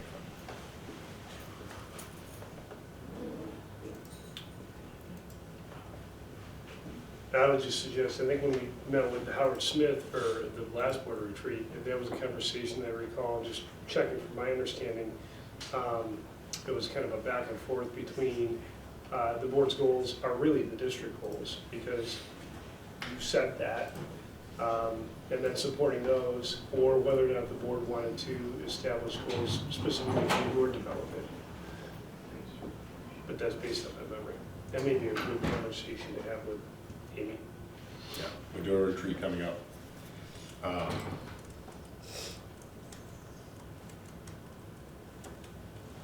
And we're not planning to take any action tonight. This is discussion. We've slotted some spot on the January 4th agenda if we're ready to approve the goals, and if we're not, we can table it. But I'm okay with goal, and I'm very number person, you know, and to me, while they're great goals, I just don't understand how I would measure them personally if I had to do the board review. To me, A and B sounds like, I'm gonna say it, is a feel-good statement, right? They're very easy to say, yeah, we met those goals, hey, we're killing it, we're knocking it out of the park, we're supported the district's five-year strategic plan, we're working with James on budget workshop, 5-year planning, which we do every year. Those are very easy goals to say we're, and we've started already the foundation aid ramp up and all that, so we've already started those planning, and then the other, really the one is how do we, you know, increase opportunities for board professional development, you know, so. They're not bad, for me, it's hard to help me understand how to measure them. So what can we do to like build off of these? So like what can we do, like what's a specific like action item or tangible item to support the implementation of the district's strategic plan? Like how about we have conversation around that? Because I think then we can get something that's more, what was the word you said, John? Like measurable. Can I offer an idea for B, just from a superintendent's perspective? I mean, you set yourself up for B because you're going to be processing through the budget conversation, and we must off-ramp from the federal stimulus funds.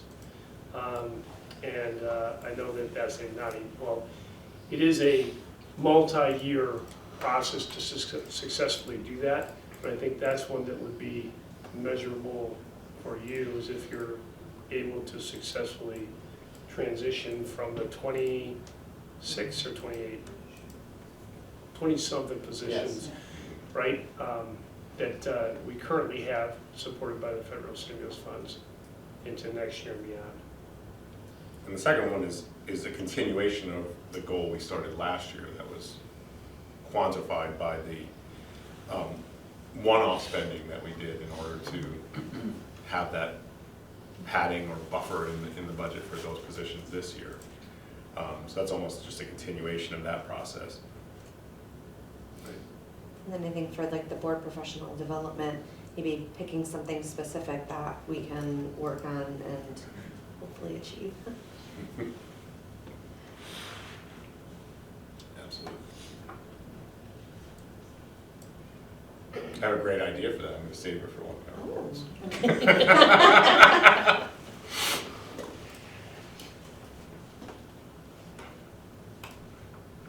Any more discussion on that right now?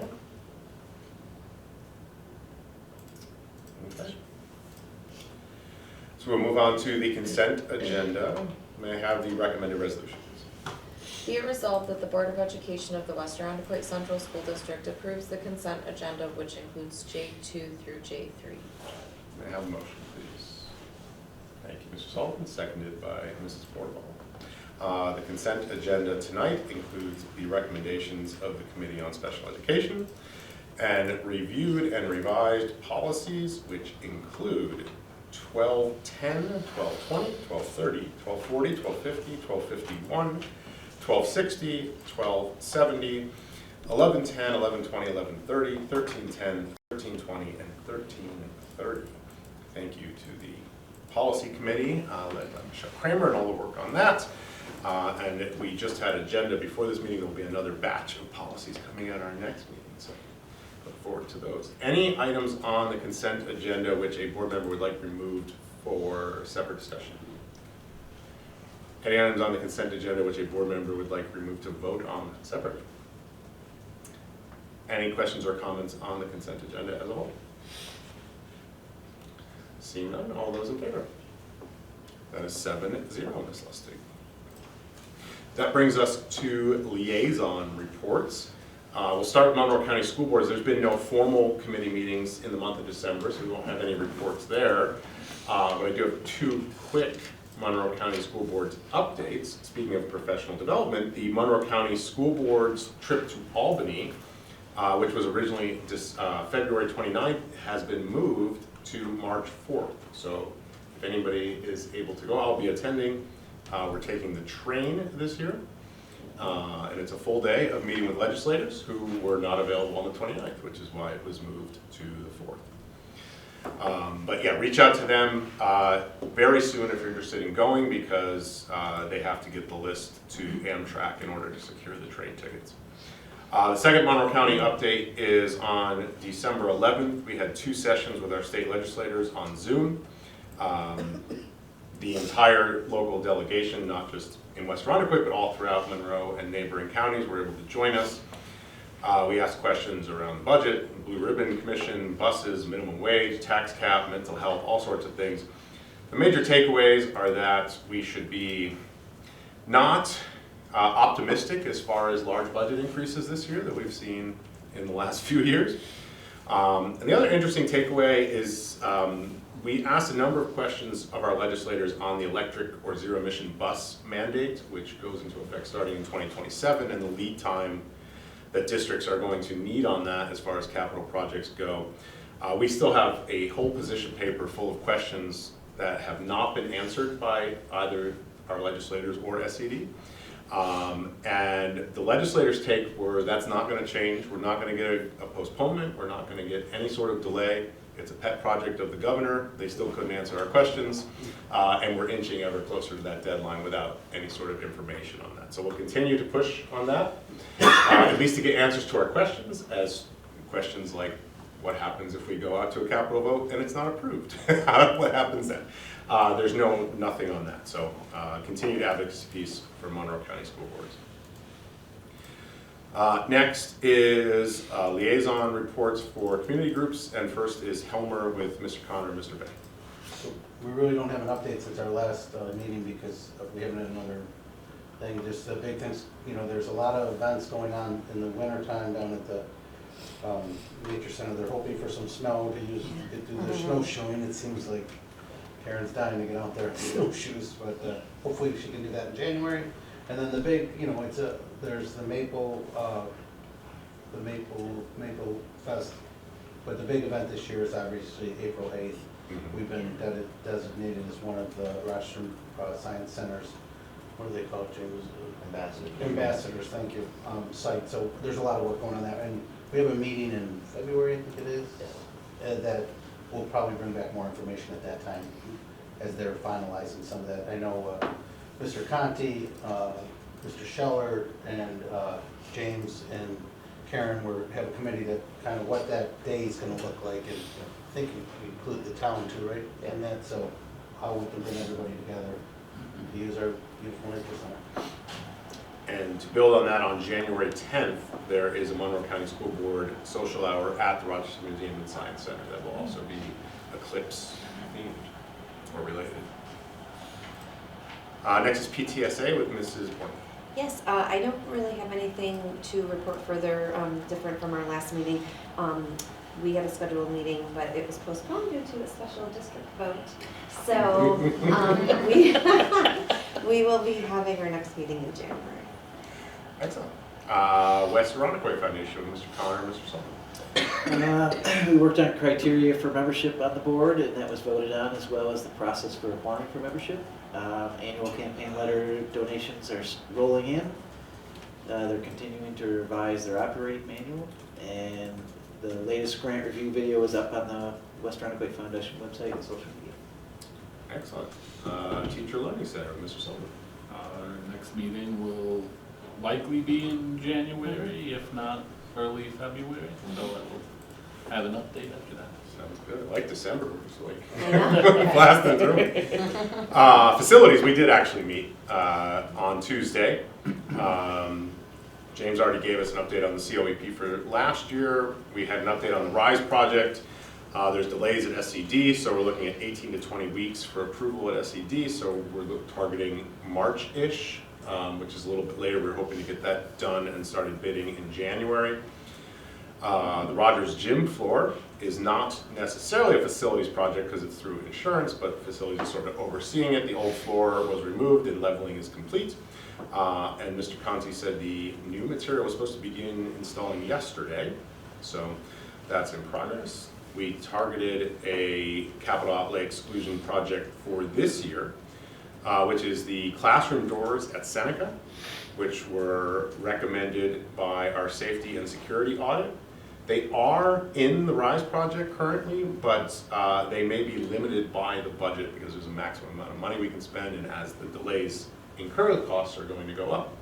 And this is very scalable, so depending on how many doors we need to do, we can fill the 100,000, and if it went up to 250,000, we can also fill that.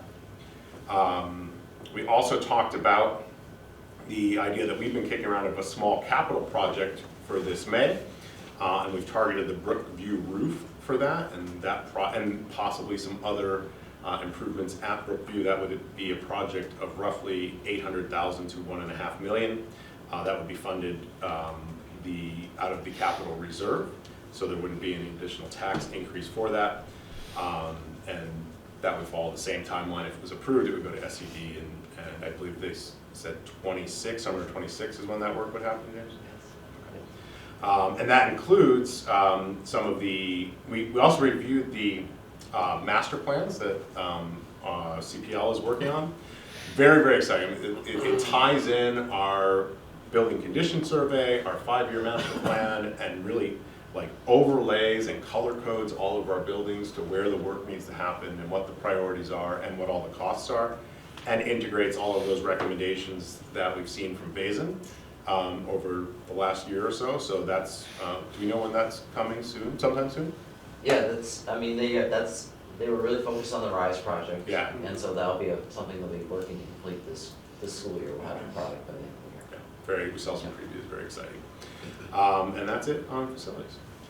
Anything that you want to add, James? No, that's everything. And health and safety with Ms. Borneval and Ms. Vargas. Were you there? I can't remember. I wasn't even to. Okay. So I was not either. I can't even remember what happened. But I do have updates. So when we at that meeting we covered the new nurse that we welcomed at Dake. Talked also about CPR trainings. There were 22 individuals who have been trained so far. This year, many other individuals were receiving second rounds of training, so that was good. Talked about substance abuse prevention, and that there was a group of 8th graders that were learning what motivates them to rise above the influence, or rise above negative influences. We talked about the Youth Risk Behavior Survey. This survey was administered at Dake on November 17th. They had a response of 464 students. At the high school, it was administered on November 20th and had a student response of 811 students. We talked about TIG, the Trauma, Illness, and Grief Consortium. And that we as a district engaged that training in the fall. And it was a 6-day training. 6 faculty members were trained, which brought our total up to 35 in total. We went through some safety and security updates, mainly some staffing, the AEDs. We talked about the central control. Talked about some the signage for arrival and dismissal. We talked about lockdown drills and the security cameras and law enforcement access. Cybersecurity, there was a lot that was covered in that. We talked about some building updates, the incident response panels. Lockdown systems were installed at the field house. at the Evans McGraw Learning Center and the district office. And that next steps would be programming and testing those, and then additional blue light installation, K through 12. They talked about the RISE project, and sorry, I'm being very high level here, it's just a lot. Let's see, so the RISE project, talked about the tutoring center at Pine Grove. And then there was talk about health and safety team, and what that committee looks like. And then just some high level, again, some building updates. Let's see, overview of the recent building level meeting.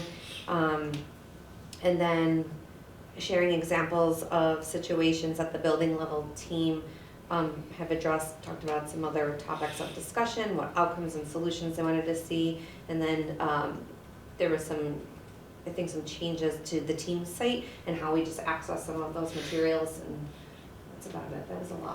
Awesome. Yeah, thank you. You're welcome. That brings us to buildings, and we'll start with the double header with Mr. Ray. So one of the disadvantages of being the representative of the high school is our board, our board reps steal all my good data, but anyways, I'm gonna repeat some of it again, but yeah, good for them. Alicia and I had a discussion, and just some of the clubs at the high school are really helping our community during this holiday season. We had the Interact Club donate to Willow. DACA obviously did a food drive for Irondequoit Community Covered. The senior class did pet donations for a local pet shelter, which was kind of nice. And she says, we continue to beam with pride as we foster pride for our community, both inside and outside our building.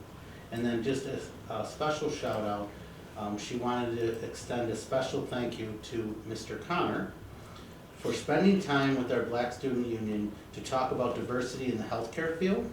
And he is scheduled to return during Black History Month to present and organize a panel discussion on Black healthcare professionals and about healthcare careers for students of color. So she wanted to make sure that that we recognized you for that, and thank you for your time with that. It's important. So that's what I have for the high school. Dake is buzzing along as they get ready for the holiday season. You know, I was able to catch, not in person, but I watched some of the concerts and all the good work that, you know, so many students show us their talents in so many ways, and you know, I was never a singer, so it just amazes me when they get up there and do some of this stuff, or play instruments like that. It blows my mind. So I'm gonna second that. Yeah, they really, a lot of proud parents I've talked to about just all those things. So send that back to our music department. I know that's a big hit right now, but also just the stuff that's going on in sports and just the community, the building community atmosphere is really important for the kids. Thank you. Thank you. Next is Rogers with Mr. Sullivan. Yep, very similar to the stealing Mr. Vay's thunder. The Rogers and South Lawn Builders Club had a very successful community engagement event, collecting donations for the Irondequoit Community Covered. Excitement around the holidays. The winter concert was the 21st. Kicking off January, chorus and drum ensemble concert's going to be January 10th. If you have not had a chance to see the drum ensemble perform, make all efforts to get to Rogers. It really is a cool thing to see. And then I would just like to offer a special thank you to Mr. Hens for his partnership over the course of the first half of this year. Wish him the best of luck as he transitions into his new role here within West Irondequoit, and looking forward to working with Mr. DiMartino as we move into the second half of the year. Excellent, thank you. Iroquois with Mrs. Cornwall. So Christian and I were supposed to have a meeting this past Tuesday, but unfortunately due to illness, that wasn't happening, so we had to postpone till after winter break. But it sounds like all is going well there, and again, lots of busy stuff for, you know, gearing up for the holidays, and everyone seems to be doing good and having some fun. Excellent. Next is Briarwood Colebrook with Ms. Vargas. Yeah, December's definitely a busy, short week month. So Dr. Farrell sent me an update. She says the winter sing-alongs were a great success in both schools. The students love to showcase their musical talents while spreading the holiday cheer. Briarwood PTSA held a holiday shop so that students could purchase gifts for their family members and loved ones. That was really nice. They made sure that every student was able to purchase gifts for their loved ones. And she says that students, faculty, and staff are all ready for the holiday break. Okay. Next is Brookview Seneca, Mr. Carr. Brookview collected clothing items for Matthew's Closet and donated those items yesterday afternoon. Both schools participated in their holiday sing-alongs. Kids and families had a wonderful time kicking off the holiday season.